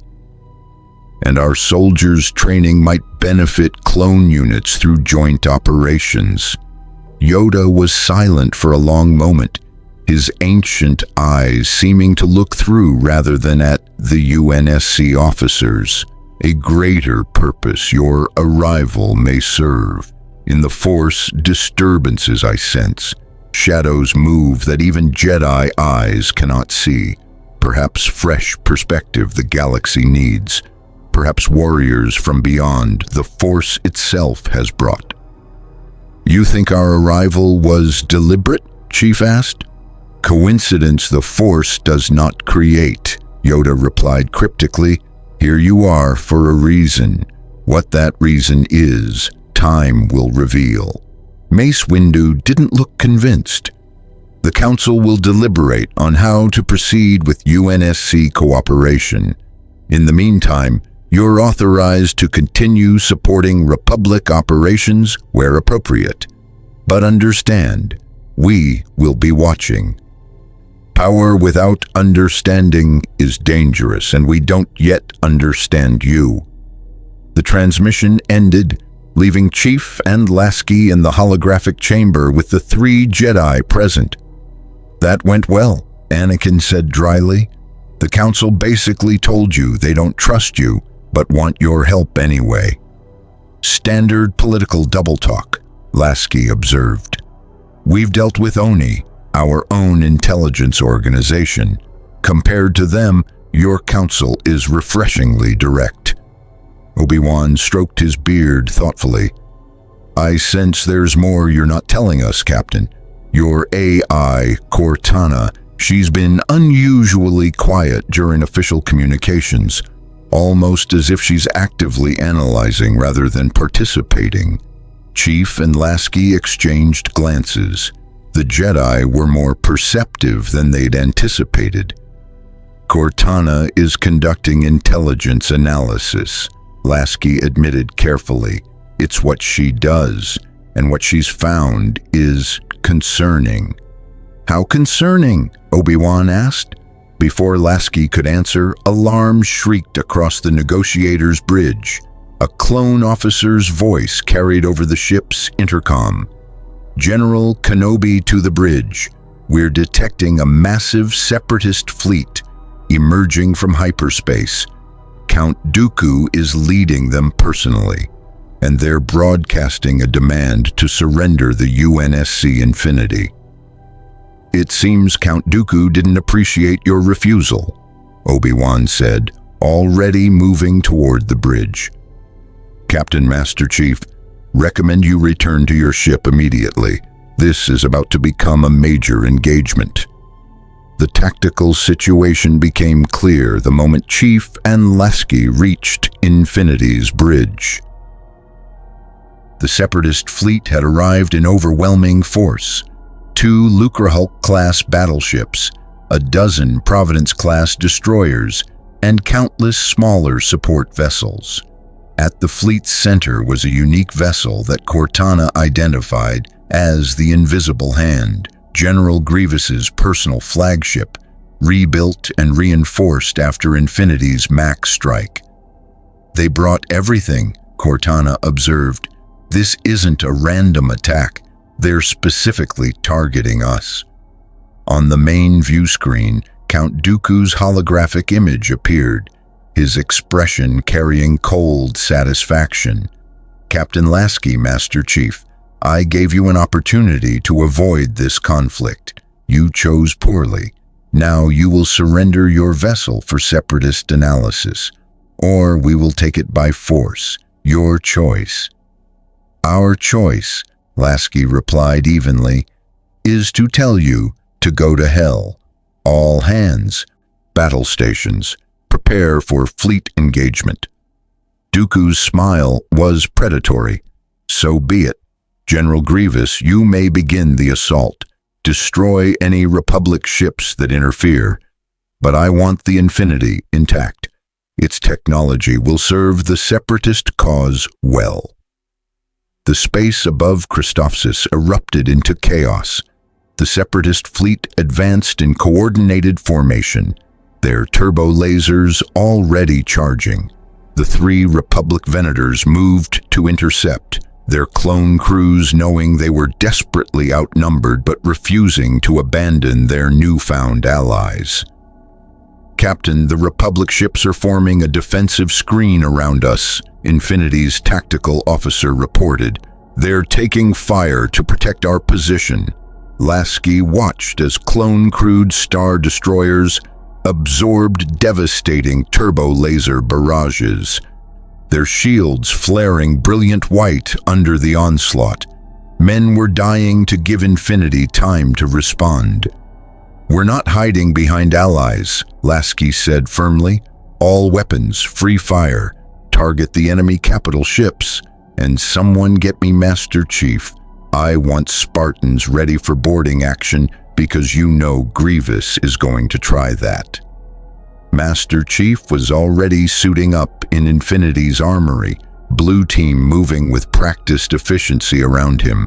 Kelly checked her assault rifle's ammunition. Linda calibrated her sniper rifle's scope. Fred coordinated with other Spartan teams throughout the ship. "Cortana, what's our tactical assessment?" Chief asked as his helmet sealed with a pressurized hiss. "Not good," Cortana admitted. "We're outnumbered 10 to 1.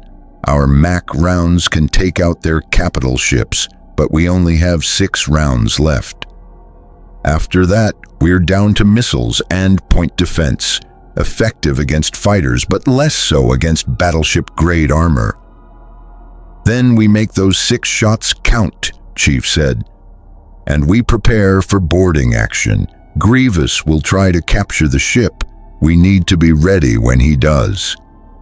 On the Invisible Hands Bridge, General Grievous stood among his Magna Guard droids and battle droid crew, his cybernetic body towering over the skeletal machines. The cyborg general's mechanical eyes studied the Infinity with predatory interest. "This ship's technology will make me unstoppable," Grievous rasped, his vocabulator rendering his voice as mechanical as his body. "Deploy all Vulture droids, disable their engines, and prepare my personal boarding craft. I will lead the assault myself." The Separatist fighter screen, hundreds of Vulture droids and Tri-fighters, swarmed toward Infinity like metallic locusts. But Infinity's point defense systems, designed to handle Covenant Seraph fighters and boarding craft, tore through the first wave with ruthless efficiency. "Splash 43 enemy fighters," the tactical officer reported, "but they're adapting. Second wave is using evasive patterns specifically designed to counter our tracking systems." "They learn fast," Lasky observed. "Cortana, can you counter their adaptation?" "Working on it," Cortana replied. "But Chief, we've got a bigger problem. I'm detecting boarding craft launching from the Invisible Hand. Multiple Separatist assault ships heading directly for our hull. Looks like someone wants to take us by force." "All Spartan teams, prepare to repel boarders," Chief ordered over the shipwide channel. "Secure all critical sections. Infinity's crew, fall back to defensive positions. We're about to have unwanted guests." The Separatist boarding craft, specialized ships designed to cut through capital ship hulls, attached to Infinity's outer armor with magnetic clamps. plasma torches began cutting through durasteel plating that had been designed to withstand Covenant plasma bombardment, but wasn't optimized for the sustained cutting action these ships employed. "They're cutting through sections 7, 12, and 19, Cortana reported. "Estimate 30 seconds until hull breach." Chief moved to Section 7 with Kelly and Fred, their Mjolnir armor representing the last line of defense before boarders reached critical ship systems. Behind them, UNSC Marines set up defensive positions with portable barricades and heavy weapons. The hull plating finally gave way with a screech of tortured metal. The boarding craft's assault ramp dropped, and battle droids poured through. B-2 super battle droids leading the charge, followed by droidecas and elite BX series commando droids. "Contact!" Chief called out, his assault rifle already firing. The super battle droids were tougher than standard B-1s, their armor absorbing several rounds before failing. But Spartans didn't miss, and they didn't waste ammunition. Each burst was precisely placed, targeting optical sensors, joint servos, or central processors. Kelly became a blur of motion, her augmented speed allowing her to close with commando droids before they could establish firing positions. Her combat knife found gaps in droid armor with surgical precision, and her pistol eliminated targets at point-blank range. Fred coordinated the Marine defensive fire, his tactical awareness turning the corridor into a kill zone that channeled droid forces into concentrated fire lanes. The Marines, veterans of the Covenant War, fought with professional discipline despite facing enemy technology they'd never encountered before. Then the Magna Guards arrived. These elite droids were different, taller, more heavily armored, and carrying electro-staff weapons that crackled with energy. They moved with fluid grace that suggested advanced combat programming, and their optical sensors tracked Spartan movement with unsettling precision. Chief engaged the first Magna Guard in close combat, his armored fist meeting the droid's electro-staff block with enough force to dent the weapon's shaft. The droid countered with a spinning strike that would have decapitated an unarmored human, but Chief's enhanced reflexes let him duck beneath the attack and deliver a point-blank shotgun blast that tore through the Magna Guard's chest armor. The droid didn't fall. Even with its central torso destroyed, it continued fighting with backup systems, its electro-staff nearly catching Chief across the helmet before Linda's sniper rifle, fired from a defensive position 30 meters down the corridor, destroyed the droid's head unit. "These things don't quit," Kelly observed, finishing off another Magna Guard with concentrated fire to its power core. "They're designed to fight Jedi," Fred said. Accessing tactical data Cortana had pulled from Republic databases, elite assassin droids built by Count Dooku specifically to counter Force users. They're programmed with multiple martial arts and equipped with cortosis armor that can resist lightsabers. "Good thing we're not using lightsabers," Chief replied, his assault rifle eliminating another wave of super battle droids. But the Magna Guards were just the advance force. Behind them, cutting through the same hull breach, came General Grievous himself. The cyborg general was a nightmare of metal and organic tissue, a towering skeletal frame carrying 4 arms that could wield lightsabers with deadly precision. His mechanical breathing was a harsh rasp that echoed through the corridor, and his multiple eyes glowed with predatory hunger. "So," Grievous rasped, his vocabulator rendering the words with mechanical menace, "these are the famed Spartans. Warriors from another universe who think they can match the greatest general in the galaxy. Let us test that assumption.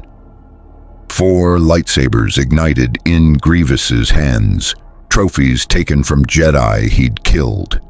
The plasma blades hummed with deadly promise as the cyborg general advanced, his mechanical body moving with speed that shouldn't have been possible for something so large. Master Chief faced down the mechanical monster without hesitation, his tactical mind already calculating attack vectors, weak points, and the physics of fighting an opponent wielding weapons that could cut through nearly anything. "Spartans," Chief said calmly over the team channel. "We've got a problem." "Yeah," Kelly replied, watching Grievous advance. "And it's got 4 lightsabers." The corridor erupted into violence as General Grievous brought the Clone Wars directly to the UNSC Infinity, and Master Chief prepared to face an enemy unlike any he'd encountered in 2 galaxies. General Grievous moved with predatory grace, his 4 arms spinning lightsabers in patterns designed to overwhelm even the most skilled Jedi. The plasma blades carved molten furrows in Infinity's bulkheads as he advanced, his mechanical breathing punctuating each step with harsh rasps that echoed through the corridor. Master Chief had faced countless enemies, Covenant elites who moved faster than humans, hunters whose armor required precise shots to penetrate, even the Didact, a forerunner warrior sage with millennia of combat experience. But Grievous represented something new, a fusion of machine efficiency and lethal organic cunning, wielding weapons that could slice through Mjolnir armor like it was paper. "Spread out," Chief ordered Blue Team. "Crossfire positions, don't let him focus on a single target." Kelly broke left, her augmented speed carrying her along the corridor's wall with impossible agility. Fred moved right, his assault rifle already tracking Grievous's central mass. Linda remained in overwatch position, her sniper rifle trained on the cyborg general's skull through her scope. Grievous's multiple eyes tracked all 4 Spartans simultaneously, his advanced optical sensors processing their movements with machine precision. "Impressive tactics," he rasped. "But tactics mean nothing against overwhelming force. You will fall like all the others who opposed me." The general lunged forward with explosive speed, his 4 lightsabers creating a web of plasma that would shred anyone caught within reach. Chief rolled beneath the attack, his shields flaring as one blade came within centimeters of contact. He came up firing, his assault rifle sending a burst of armor-piercing rounds at Grievous's chest. The cyborg general spun, 2 lightsabers deflecting the incoming fire while his other 2 arms struck at Kelly's position. The young Spartan barely evaded, her speed the only thing keeping her ahead of plasma blades that carved through bulkheads like butter. "His reaction time is off the charts," Cortana observed through Chief's helmet. "He's processing combat data faster than any organic being should be capable of. Chief, this thing is essentially a combat AI in a mechanical body designed specifically to kill Force users." "Noted," Chief replied, emptying his magazine and smoothly transitioning to his M6D pistol. "Recommendations? Target the organic components. His brain case is protected, but not invulnerable. And those heart and lung sacs in his chest, they're the only reason he's not a pure droid. Destroy them and you eliminate his biological control over the mechanical systems." Linda's sniper rifle cracked, the round aimed precisely at Grievous's exposed heart sac.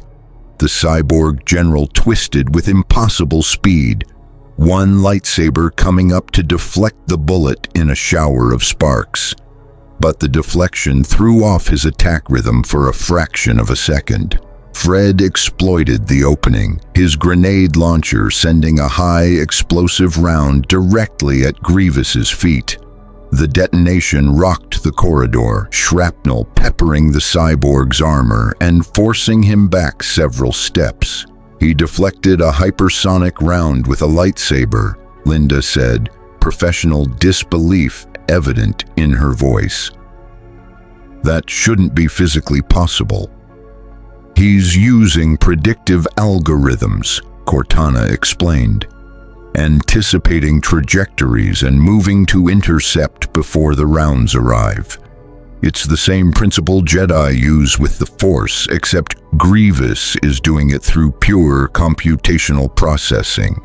Grievous recovered from the grenade blast, his mechanical body showing scorch marks but no critical damage. Explosives, predictable. The Jedi tried such crude tactics as well. They all died screaming. He charged again, but this time Chief was ready. Instead of evading, he moved forward, closing the distance in a way that Grievous's lightsaber patterns weren't designed to counter. At point-blank range, the plasma blades became a liability. Too long, too unwieldy for the confined space Chief had forced. Chief's armored fist connected with Grievous' chest plate with enough force to dent the durasteel armor. The impact would have killed a human, but Grievous merely staggered back, his mechanical body absorbing trauma that would pulverize organic tissue. "You dare strike me directly?" Grievous rasped, genuine surprise in his mechanical voice. "No Jedi has ever." Kelly's assault rifle spoke from behind Grievous, rounds stitching across his back armor. Fred's grenades bracketed the cyborg general, forcing him to split his attention across multiple threats simultaneously. And Linda continued her methodical sniping, each shot aimed at joints, sensors, or the precious organic components keeping Grievous alive. The battle became a deadly dance, Spartans using superior tactics and coordination against Grievous's overwhelming individual combat capability. The corridor transformed into a war zone, bulkheads scarred by lightsaber cuts, deck plating cratered by explosions, and the harsh sound of mechanical breathing mixed with rifle reports. But Grievous was adapting. His combat algorithms processed Spartan tactics, identified patterns, and began formulating counters. He focused on separating the team, using his lightsabers to carve barriers between them and limiting their ability to provide mutual support. "He's learning," Fred observed grimly. "Every attack we make, he's cataloging and preparing defenses against." "Then we don't repeat attacks," Chief replied. "Switch to..." A massive explosion rocked Infinity's hull, interrupting Chief's orders.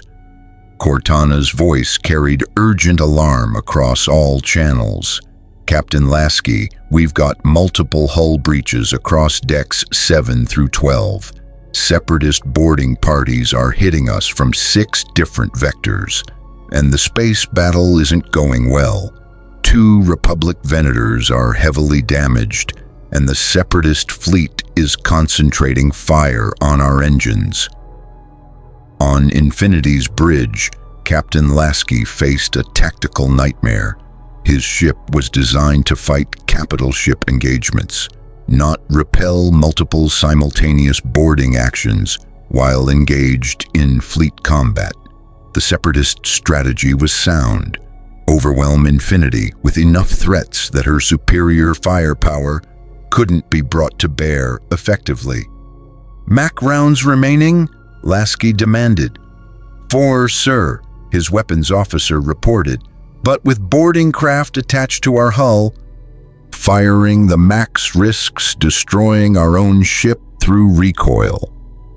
Then we deal with the boarders first, Lasky decided. All Marine units coordinate with Spartan teams. Clear the ship deck by deck, and someone get me a damage report on those engines. Across Infinity, UNSC Marines engage Separatist droids in brutal close-quarters combat. The Marines were experienced fighters, veterans of desperate boarding actions against Covenant forces. But battle droids fought without fear, without hesitation, and in numbers that seemed endless. In the engine room, a squad of Marines faced down 3 droidecas, whose shields deflected small arms fire with contemptuous ease. The destroyer droids advanced methodically, their twin blasters cutting down Marines who couldn't retreat fast enough. Then Spartan 4 Sarah Palmer arrived.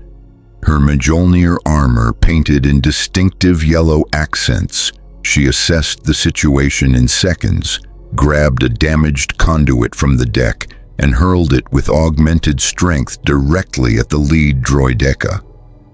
The improvised projectile bypassed the energy shield, designed to stop blaster bolts, not physical objects, and struck the droideca's central processor with enough force to shatter its armored casing. The droid collapsed, sparking and twitching. "Shields don't stop everything," Palmer observed, her assault rifle eliminating the remaining droidecas through concentrated fire at their unshielded rear sections. "Marines, fall back to secondary positions. I'll handle cleanup." Throughout the ship, similar scenes played out. Spartans used their superior strength, speed, and tactical awareness to counter droid advantages. But the sheer numbers were beginning to tell. For every battle droid destroyed, 3 more emerged from boarding craft still attached to Infinity's hull. In the corridor where Chief fought Grievous, the duel had reached a critical point. Blue Team's ammunition was running low. Grievous's mechanical body showed damage. Dented armor, severed hydraulic lines, optical sensors shattered, but the cyborg general kept fighting with relentless determination. "Your resistance is admirable but futile," Grievous rasped, his 4 lightsabers never stopping their deadly patterns. "I have killed hundreds of Jedi. You are merely soldiers with advanced armor. You will fall like all the others." "We're not Jedi," Chief replied, his shields at 30% and his armor showing scorch marks from near misses. "We're Spartans, and Spartans don't fall." Kelly made her move, using her superior speed to flank Grievous from his blind spot. Her combat knife, a weapon that seemed laughably inadequate against a lightsaber-wielding cyborg, struck with surgical precision at the exposed joint, connecting Grievous's lower right arm to his torso. The blade, monomolecular, edged and designed to penetrate Covenant armor, severed hydraulic lines and cut through the mechanical coupling. Grievous's lower right arm went limp, the lightsaber deactivating and clattering to the deck. "Impossible!" Grievous roared, his mechanical voice carrying genuine shock. "No one disarms me." "First time for everything," Kelly replied, already moving to evade the cyborg's retaliatory strikes. But the damage had been done. With one arm disabled, Grievous's attack patterns were disrupted. His combat algorithms struggled to compensate, and Blue Team pressed the advantage mercilessly. Fred's grenade struck Grievous's damaged side, the explosion tearing through compromised armor and exposing the organic components beneath. Linda's sniper rifle found the opening, her round punching through protective plating to strike one of Grievous's heart sacs. The cyborg general staggered, greenish fluid leaking from the wound. His breathing became even more labored, harsh mechanical rasps interspersed with gurgling sounds that suggested internal damage. You have wounded me," Grievous said, disbelief and rage mixing in his electronic voice. "This is unacceptable." Chief moved in for the finish, but Grievous triggered a smoke grenade built into his chest armor. Thick, black smoke filled the corridor, and when it cleared, the cyborg general was gone, retreating back toward his boarding craft with surprising speed for someone so damaged. "Let him go," Chief ordered as Kelly prepared to pursue. "We've got bigger problems. Cortana, status on ship-wide defense." "Not good," Cortana replied grimly. "We're holding most breaches, but the Separatist fleet is hammering our engines. We're down to 60% thrust, and if they damage the reactors, we'll be dead in space." Chief made the tactical decision instantly. "All Spartan teams fall back to engineering. We protect the reactors at all costs. Marines establish fallback positions and prepare to evacuate damaged sections." As Blue Team moved toward engineering, Chief contacted Captain Lasky. "Captain, we need to end this engagement. We can't win a prolonged battle against these numbers." "Agreed," Lasky replied. "But we're surrounded. The only way out is through the Separatist fleet, and our engines are damaged." "Then we make a hole," Chief said. "Fire the remaining MAC rounds. Clear us a path, and we jump to wherever ships jump to in this galaxy." "Hyperspace," Cortana supplied. "And Chief, I hate to point this out, but we don't have hyperspace drives. We only have slipspace engines that may or may not work in this universe's dimensional structure." "Has anyone tested that?" Chief asked. "Well, no. Because if it doesn't work, we'd tear the ship apart trying."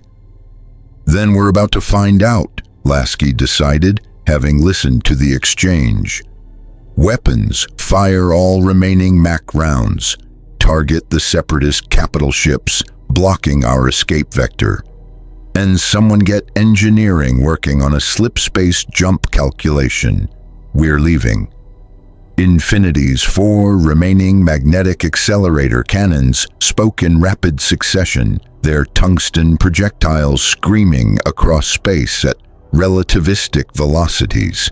The Separatist Providence-class destroyers never stood a chance. The first round punched through a destroyer's shields and hull like they were tissue paper, the kinetic impact causing catastrophic reactor failure. The second and third rounds eliminated 2 more capital ships in equally spectacular fashion. The fourth round was aimed at the Invisible Hand itself. Grievous, having returned to his flagship, watched through the bridge viewport as death approached at 4% light speed. "Evasive maneuvers," he roared at the battle droid crew. "All power to engines." The Invisible Hand's helmsman executed emergency thrust, the massive ship's engines flaring to maximum output. The MAC round missed the bridge by less than 50 meters, instead tearing through the ship's aft section and destroying 3 engine nacelles in a single catastrophic impact.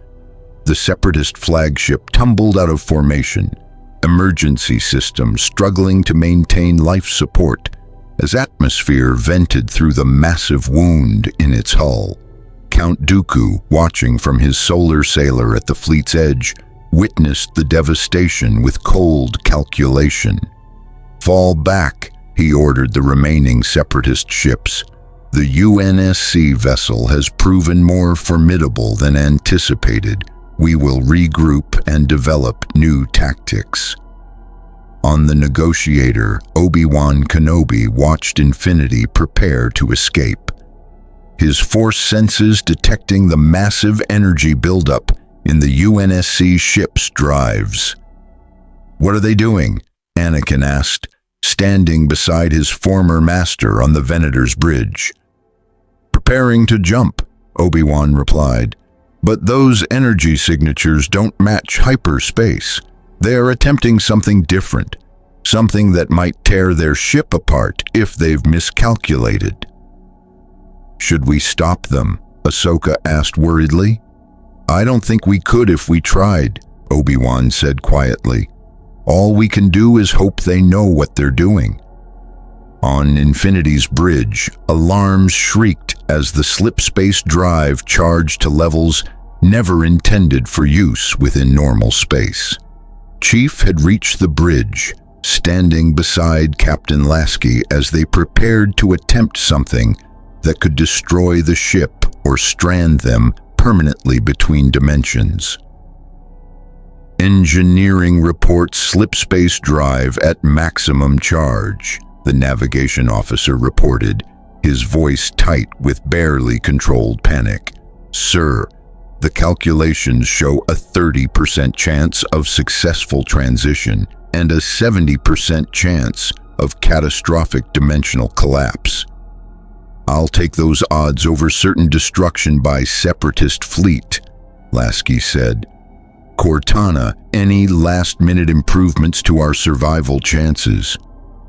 Working on it, Cortana replied, her avatar flickering as she devoted processing power to navigation calculations that pushed even her advanced capabilities.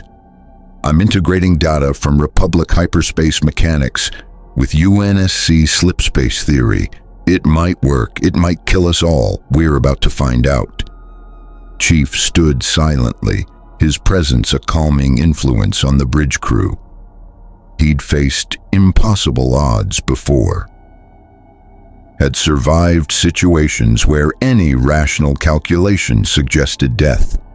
The Spartans hadn't survived the Covenant War through caution. They'd survived through audacity, skill, and the absolute refusal to accept defeat. Execute jump, Lasky ordered. Reality fractured. Slipspace wasn't supposed to work in the Star Wars galaxy. The dimensional physics were wrong. The quantum foundations incompatible. But Infinity's drives, powered by technology derived from forerunner understanding of dimensional manipulation, forced the issue through sheer brute force application of exotic energies. The ship tore a hole in normal space, diving into a purple-black void that screamed wrongness to every sensor aboard. Infinity shuddered as dimensional barriers resisted the intrusion, bulkheads groaning under stresses they weren't designed to handle.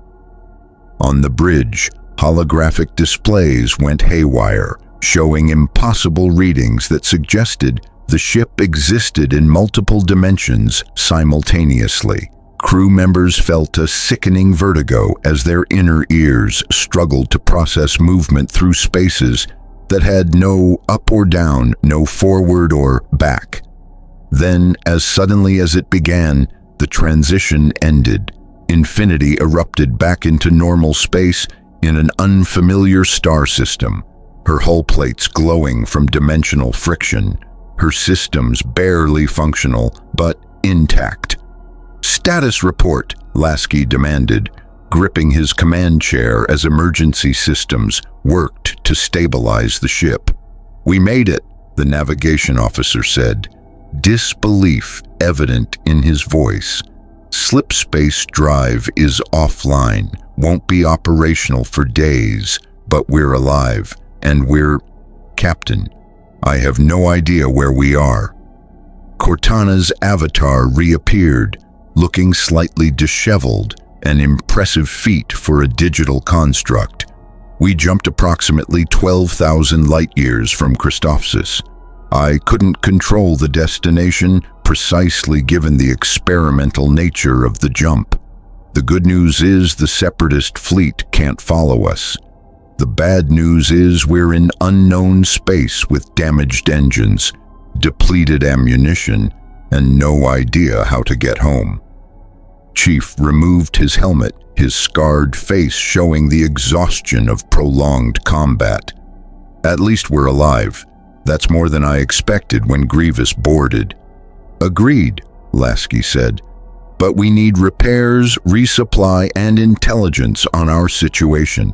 Cortana, scan this system. See if there's anything useful." The AI complied, her sensors sweeping the star system they'd emerged into. What she found was unexpected. "Captain, I'm detecting an inhabited world in this system. Pre-industrial civilization, looks like. No spaceflight capability, no advanced technology, but there's something else."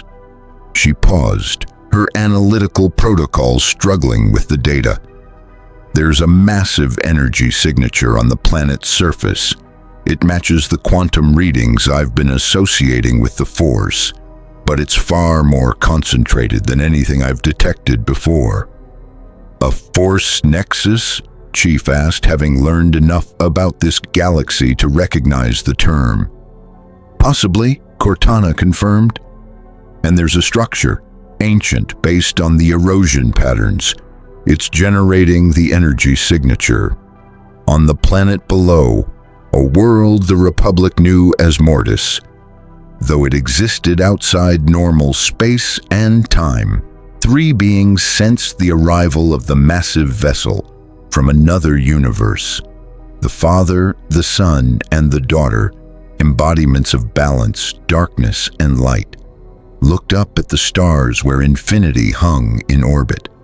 "They have come," the Father said, his ancient voice carrying the weight of eons. "Warriors from beyond, touched by forces even we do not fully understand. The prophecy speaks of this moment." "They could upset the balance," the Son observed, his dark presence radiating malevolent interest. "Warriors who exist outside the Force could be turned to serve darkness without the constraints that limit even the Sith. Or they could be the key to maintaining balance," the Daughter countered, her light pushing back against her brother's darkness. Fresh perspective in a galaxy where the scales tip toward shadow. The Father silenced them both with a gesture. "We shall see. The Chosen One will arrive soon, and when he does, these warriors from beyond will play their part in what comes next. The Force wills it." Aboard Infinity, Chief stood at the viewport looking down at the mysterious planet below. They'd fled one battle only to find themselves in unknown territory, damaged and low on resources.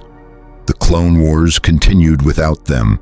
The Separatists would hunt them, and somewhere on the planet below, something connected to the Force awaited.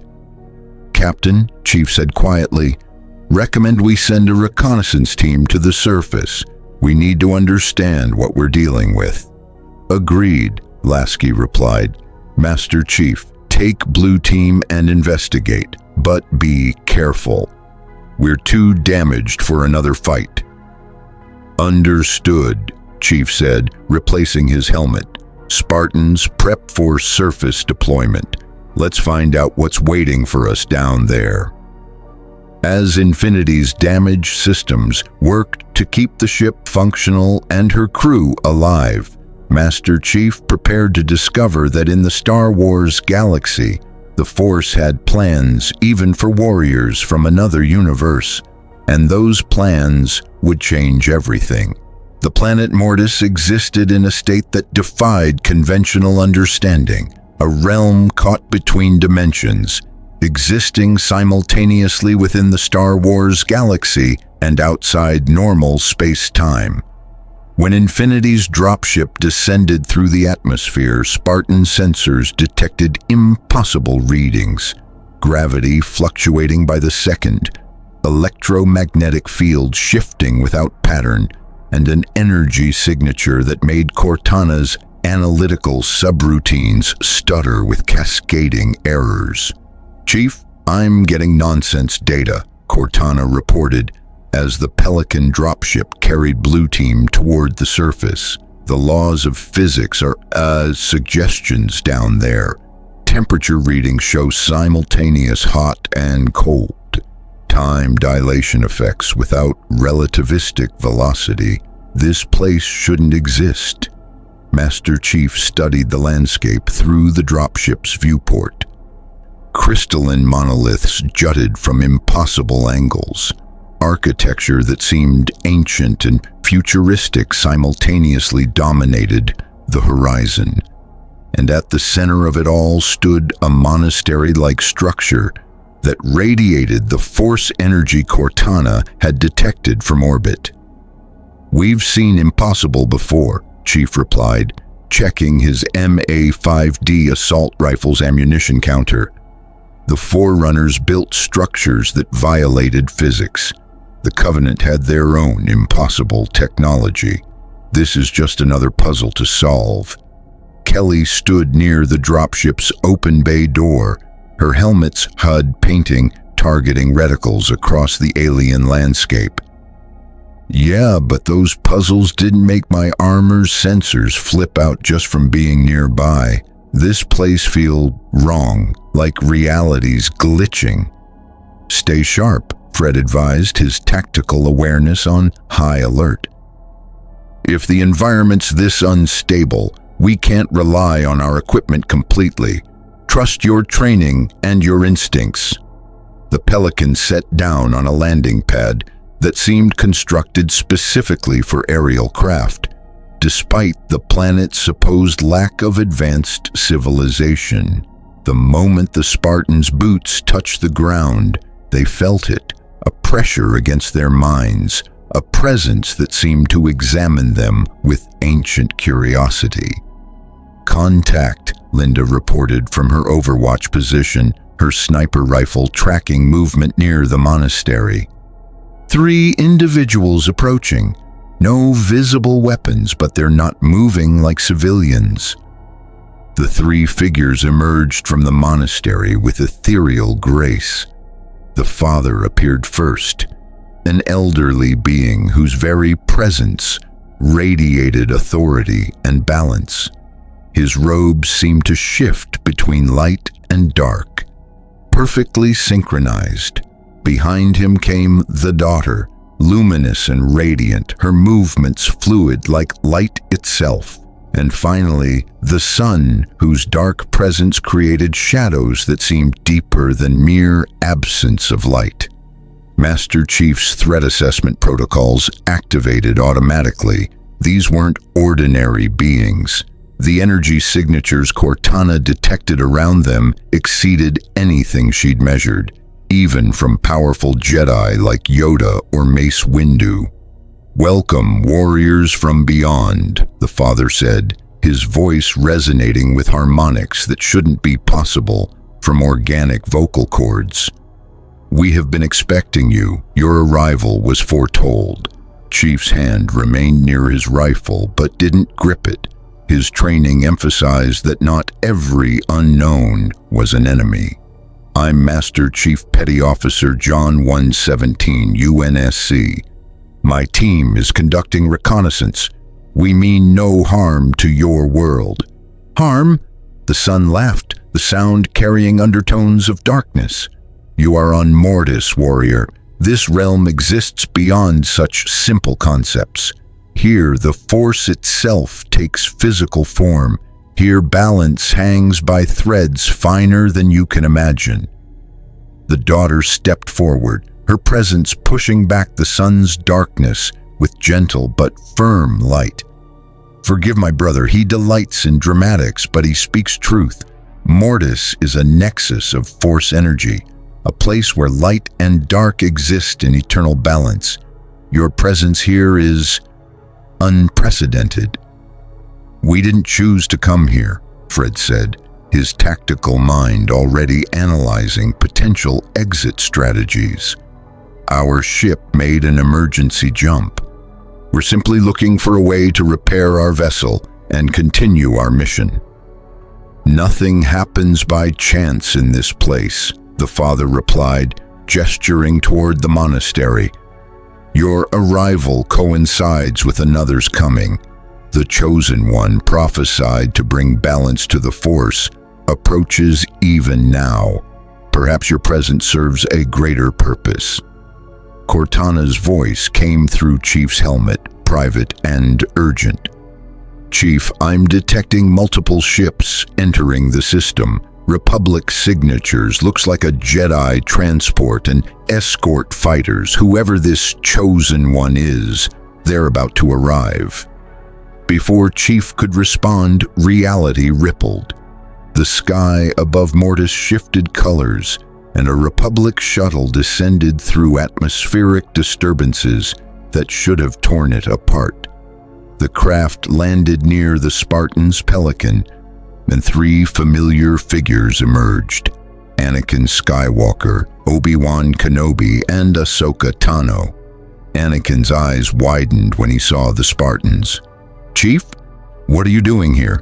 We tracked strange energy readings to this system and—" He stopped, finally noticing the three beings standing near the monastery. "Who are they?"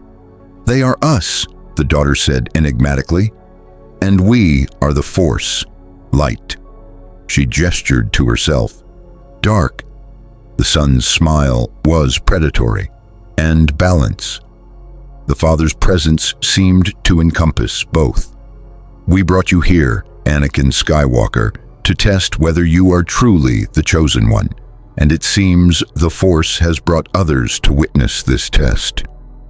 Obi-Wan's hand went to his lightsaber, though he didn't activate it. "This is a trap. Count Dooku's work." "Most likely." "Count Dooku is a child playing with powers he barely comprehends," the son said dismissively. "We are the Force itself given form. We have existed since before your Republic, before your Sith, before organic beings even understood the energy that binds all things, and we will continue long after your civilizations crumble to dust." Chief processed this information with the tactical pragmatism that defined Spartans. Gods, Force manifestations, or ancient beings, it didn't matter. They were an unknown element in a mission that required completion. "What do you want with us?" "The chosen one must be tested," the father explained, his gaze fixed on Anakin. "He must prove he can maintain balance between light and dark. But you, warriors from beyond, you exist outside the Force's normal influence. You could tip the scales in ways even we cannot predict." "Or," the son interjected, moving closer to Chief with predatory interest, "you could be turned to serve purposes greater than your limited understanding. Warriors without connection to the Force cannot be sensed by Jedi, cannot be predicted by those who rely on Force visions. Imagine what an army of such beings could accomplish, free from the constraints of light-side morality." "My brother speaks of corruption," the daughter said urgently. "Do not listen. Your presence here is meant to preserve balance, not upset it." Anakin stepped between the son and Chief, his lightsaber igniting with brilliant blue plasma. "Stay away from them. Whatever game you're playing, the UNSC isn't part of it."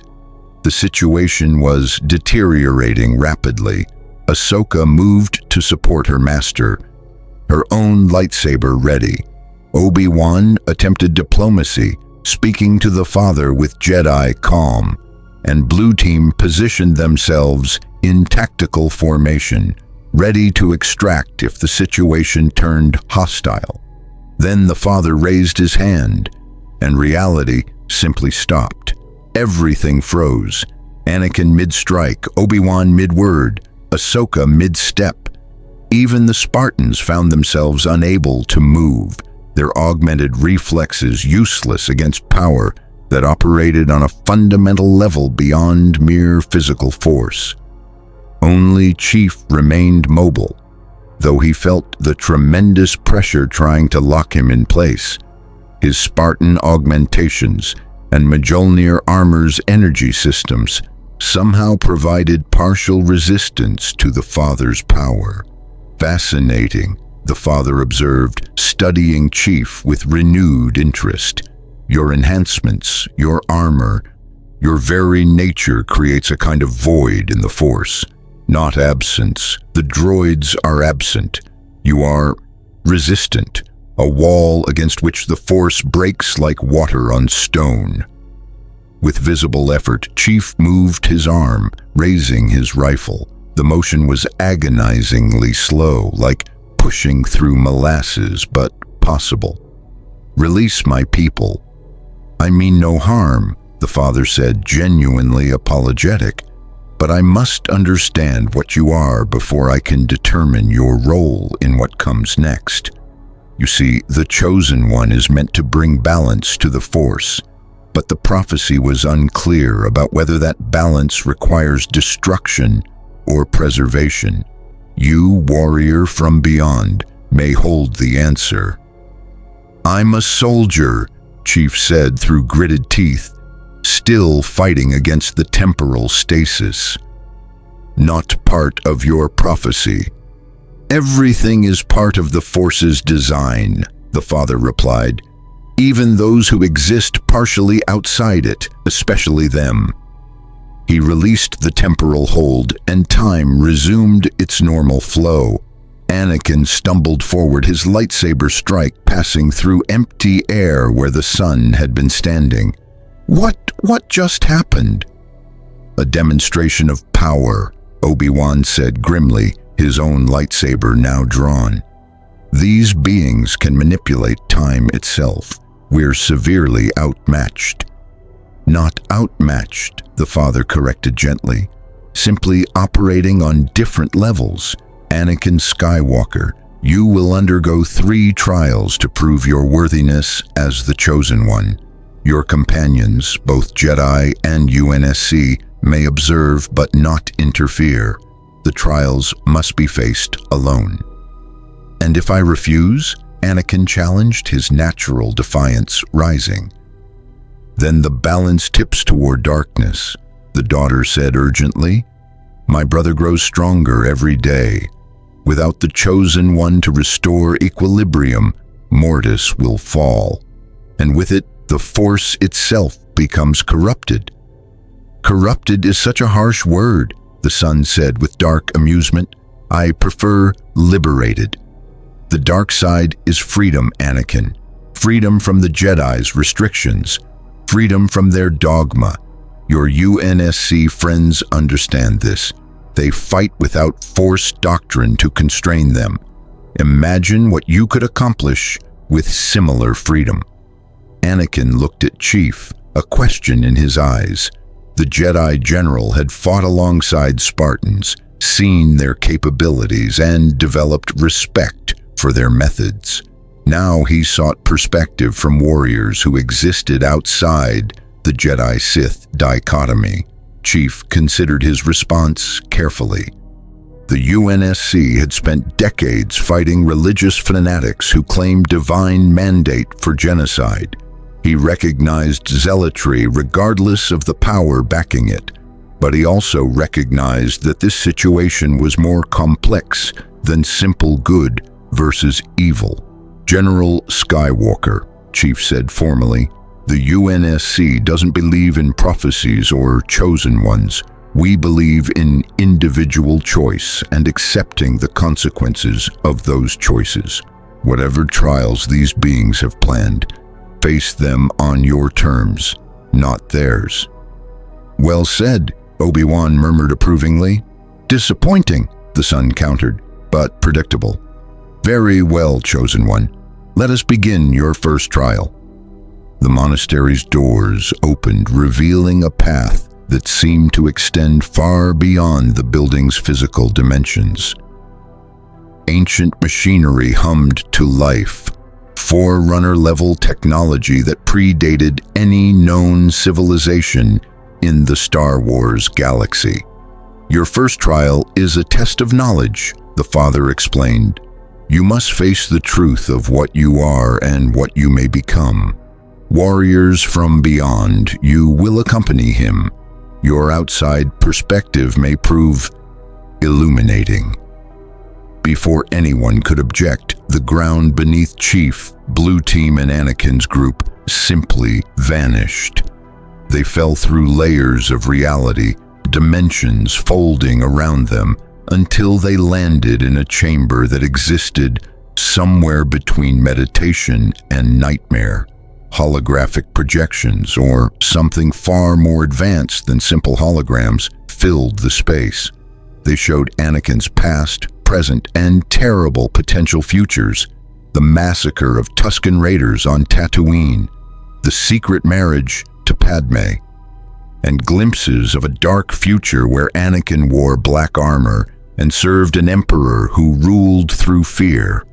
"No," Anakin breathed, staring at the visions. "That's not me.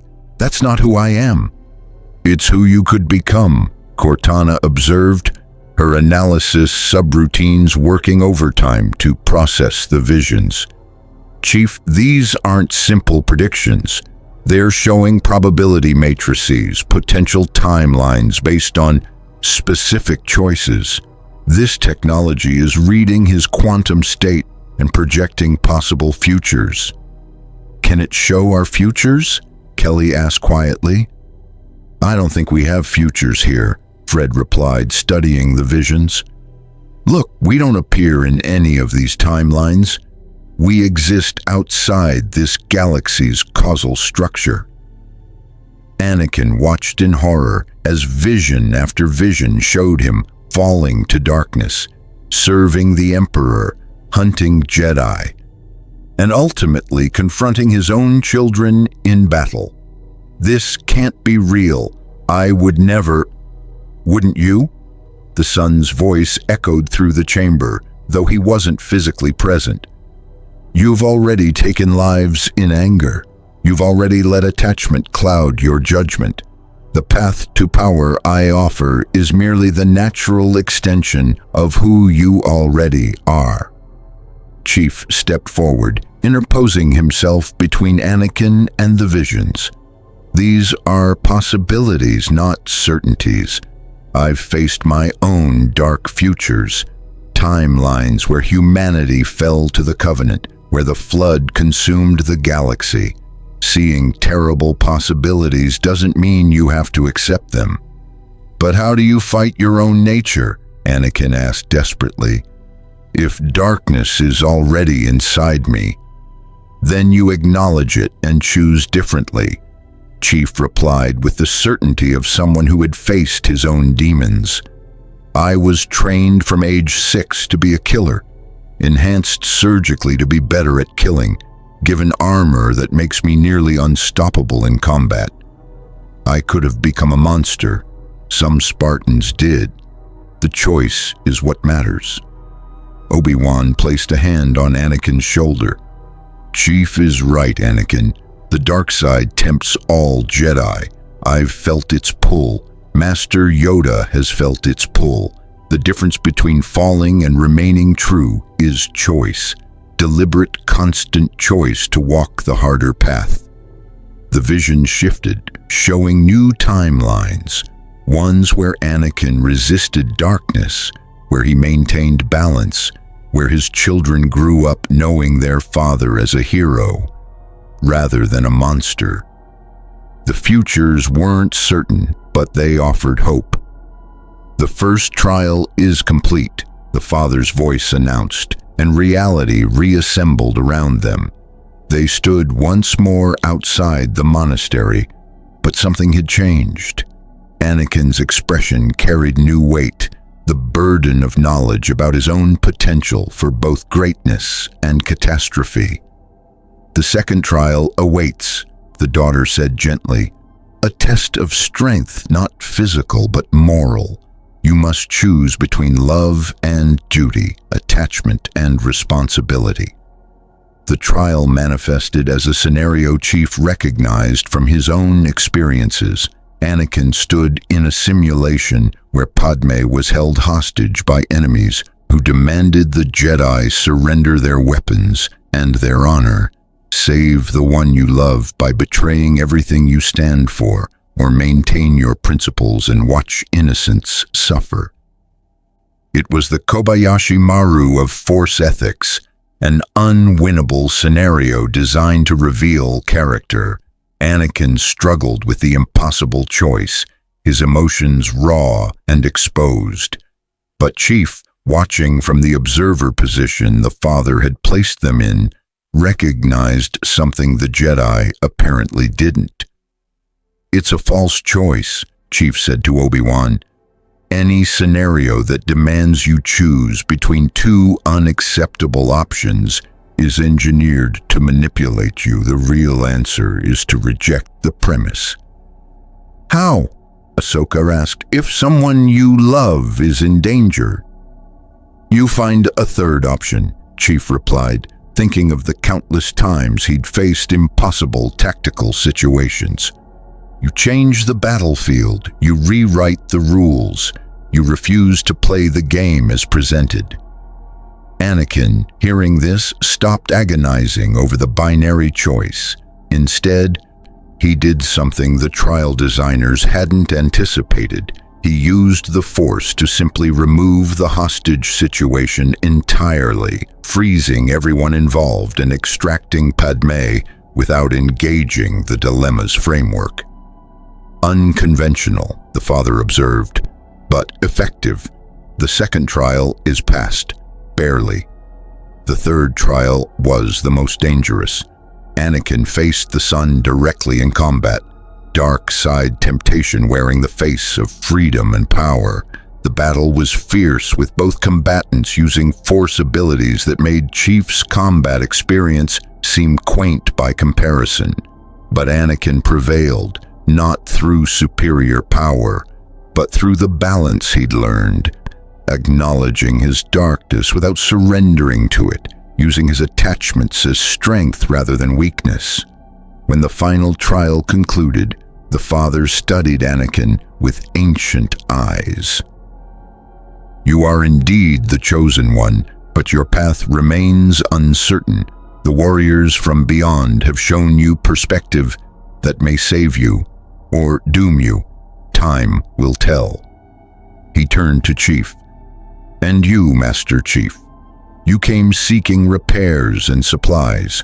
I will provide coordinates to a hidden Republic facility where your ship can be restored. But understand, your presence in this galaxy serves a purpose. You are here to provide balance where the Force alone cannot reach. Darkness rises in forms even Jedi cannot detect. You may be needed before this war ends." "We're just trying to get home," Chief replied. "Are you?" the daughter asked gently. "Or has the Force brought you here because home is where you're needed, regardless of which universe that happens to be?" Before Chief could respond, Cortana's voice carried new urgency. "Chief, I'm detecting massive hyperspace signatures in the system, multiple capital ships, and the transponder codes. It's the Supreme Chancellor's fleet. Palpatine himself is coming." On Mortis, the father's expression darkened. "The test concludes sooner than anticipated. The shadow approaches. What happens next will determine much." And as Palpatine's fleet emerged from hyperspace, unknown to the Jedi present, the Sith Lord at the heart of the galaxy's conspiracy came face to face with warriors from another universe who existed outside his carefully constructed web of manipulation. The Clone Wars were about to become far more complicated than even Darth Sidious had planned. Supreme Chancellor Palpatine's arrival at Mortis carried the weight of political theater wrapped in genuine concern. His personal fleet, 3 Venator-class Star Destroyers and a diplomatic cruiser, emerged from hyperspace with practiced precision, broadcasting hails of relief at finding the missing Jedi Knights safe. But aboard Infinity, still in orbit above the mystical realm, Cortana detected something the Jedi could not. "Chief, I'm analyzing the Chancellor's biosignature," the AI said privately through his helmet. "There's an energy pattern around him similar to what I detected from Count Dooku and the beings on Mortis. Dark side Force energy, but far more controlled. far more hidden. Master Chief stood in Infinity's hangar bay with Captain Lasky, both watching the Chancellor's shuttle approach for the diplomatic meeting Palpatine had requested. Blue Team flanked them, weapons secured but ready. "You're saying the Supreme Chancellor is one of these Sith," Lasky said quietly. "I'm saying the energy signatures match," Cortana corrected. "And Chief, there's more. I've been analyzing the Clone Wars communication patterns, financial flows, and strategic decisions. Everything points to centralized manipulation from someone with access to both Republic and Separatist command structures. The Chancellor's office has that access." Chief's tactical mind processed the implications. If the Republic's leader was secretly orchestrating both sides of the war, then everything they'd been told was a lie. The Jedi were being used, the clones were fighting a manufactured conflict, and the UNSC had nearly been pulled into serving a Sith Lord's conspiracy. "We can't prove it," Lasky observed. "And accusations against the head of state without evidence would make us enemies of the Republic." "Then we gather evidence," Chief replied. "And we make sure when the truth comes out, we're not caught in the crossfire." Palpatine's shuttle landed with diplomatic grace, and the Chancellor emerged with the practiced smile of a politician who had survived decades of galactic intrigue. He was elderly, seemingly frail, but his eyes carried sharp intelligence that missed nothing. "Captain Lasky, Master Chief." Palpatine greeted them warmly. "I'm so relieved to find you safe. When General Skywalker's ship disappeared, tracking strange energy readings, and then your vessel vanished after the Battle of Christophsis, we feared the worst." "We're fine, Chancellor," Lasky replied diplomatically. "Our ship sustained damage, but we've located a facility for repairs. We'll be operational soon." "Excellent news," Palpatine said, his smile never wavering, but his gaze fixed on Chief with unsettling intensity. "You know, Master Chief, the Republic owes you a tremendous debt. Your intervention saved countless lives. I've been considering how best to formalize our alliance, perhaps permanent military cooperation. The UNSC could establish a base in Republic space, receive supplies and support in exchange for your tactical expertise." It was a generous offer, too generous, and Chief recognized it for what it was, an attempt to control UNSC forces by making them dependent on Republic resources. "We appreciate the offer, Chancellor," Chief replied carefully, "but the UNSC maintains independence in our operations. We'll support the Republic where our missions align, but we can't become permanent auxiliary forces." Something flickered in Palpatine's eyes, brief, quickly hidden, but Cortana caught it. Disappointment? Frustration? Whatever it was, it confirmed her suspicions about the Chancellor's true nature. "Of course," Palpatine said smoothly. "I understand completely. Independent forces value their autonomy. But perhaps we could discuss other arrangements.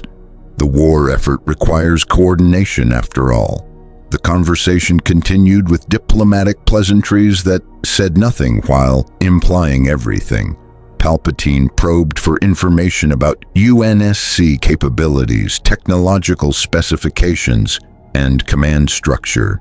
Lasky deflected with practiced skill, providing just enough to maintain courtesy without revealing operational details.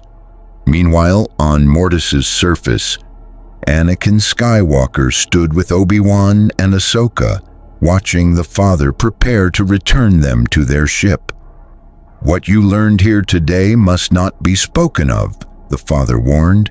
"The trials, the visions, the knowledge of what you might become, these are yours to carry alone. The prophecy is not a guarantee, Anakin Skywalker. It is a possibility you must choose to fulfill. And the UNSC? Anakin asked. What's their role in all this? They are the unexpected variable, the daughter replied. Warriors who exist partially outside the Force's influence. They can see truths that Jedi miss, act where Force visions fail to guide. In the darkness that comes, you may need allies who think differently than Jedi or Sith. The sun watched from the shadows, his dark presence a reminder of temptations yet to come. The Chosen One thinks he has won. But the trials on Mortis were merely preparation. The real test awaits in the galaxy beyond, where politics and war intertwine, where even Jedi wisdom proves insufficient. Enough, the Father commanded. They must return, and we must maintain the balance. Reality rippled, and the Jedi found themselves back aboard their ship, Mortis fading from sensors as if it had never existed. But the memories remained, and the weight of knowledge about futures that might come to pass. Aboard Infinity, Chief ended the meeting with Palpatine through practiced military courtesy. The Chancellor departed with promises of continued cooperation and thinly veiled warnings about the consequences of refusing Republic support. When he was gone, Lasky turned to Chief. He knows we suspect something. That wasn't just diplomatic conversation. That was a predator evaluating prey. Agreed, Chief replied. Cortana, what's our status? The coordinates the Father provided lead to a Republic naval yard in the Quelli sector. It's a legitimate facility, isolated enough for repairs without drawing too much attention. I've also compiled all the evidence about the Chancellor and the war's manipulation, but it's circumstantial. We'd need something concrete to convince the Jedi Council. Then we keep investigating, Chief decided. Carefully, we repair Infinity. We continue supporting the Republic against the Separatists, and we look for proof of what's really happening.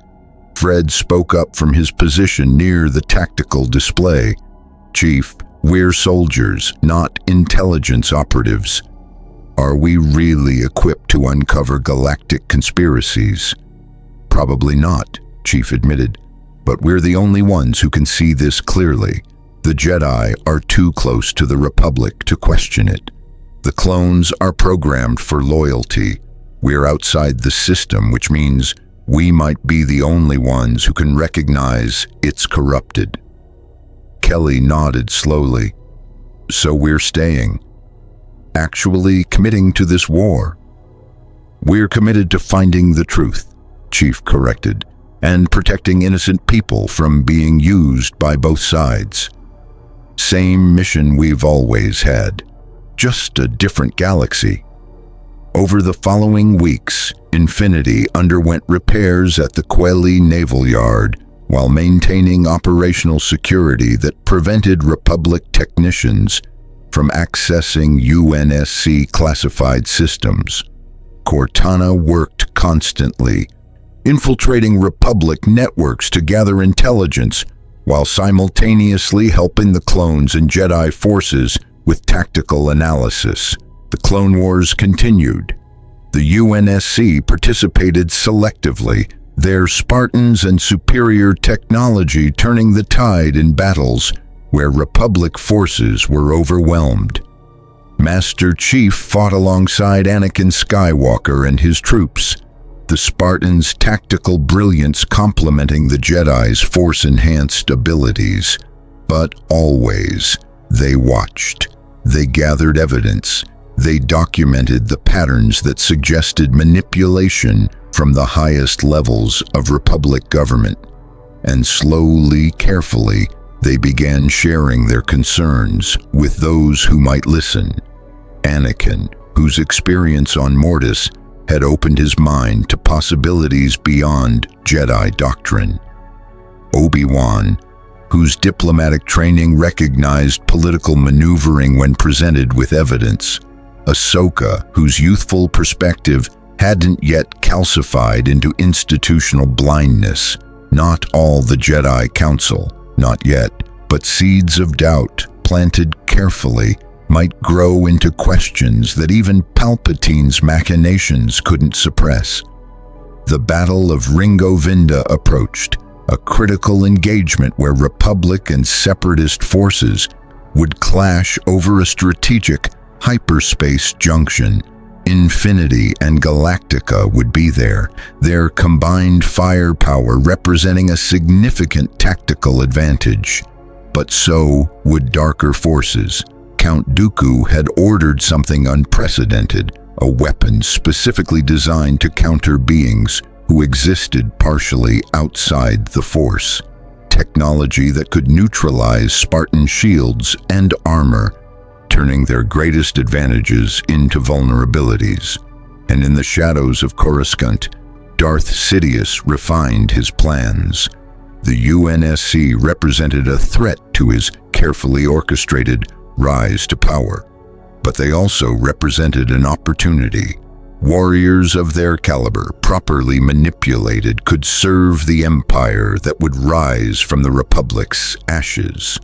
All it required was the right pressure, the right crisis, the right moment to force them into choosing between their principles and their survival. Master Chief stood in Infinity's observation deck, looking out at the stars of an alien galaxy that had become, against all expectations, a battlefield where the UNSC would make its stand, not to conquer, not to rule, but to fight for the same principles that had sustained them through the Covenant War, protecting the innocent, exposing tyranny, and refusing to surrender even when victory seemed impossible. Cortana's avatar appeared beside him, her expression thoughtful. "Chief, I've been analyzing probability matrices. Even if we expose Palpatine, even if we prevent whatever he's planning, we still don't know how to get home. The Forerunner artifact that brought us here is back in our universe. We might be trapped in the Clone Wars permanently." "I know," Chief replied quietly. "And you're okay with that?" Chief was silent for a long moment, watching stars wheel past in patterns he was still learning. "We're needed here, that's enough. Home is wherever soldiers like us can make a difference. The Covenant taught me that. And these people, the clones, the Jedi who genuinely believe in peace, the civilians caught between armies, they deserve the same protection we gave to humanity." "Even if it costs us everything?" Cortana asked. "Especially then," Chief said. "That's what it means to be a Spartan, to stand between the innocent and the darkness, regardless of the cost."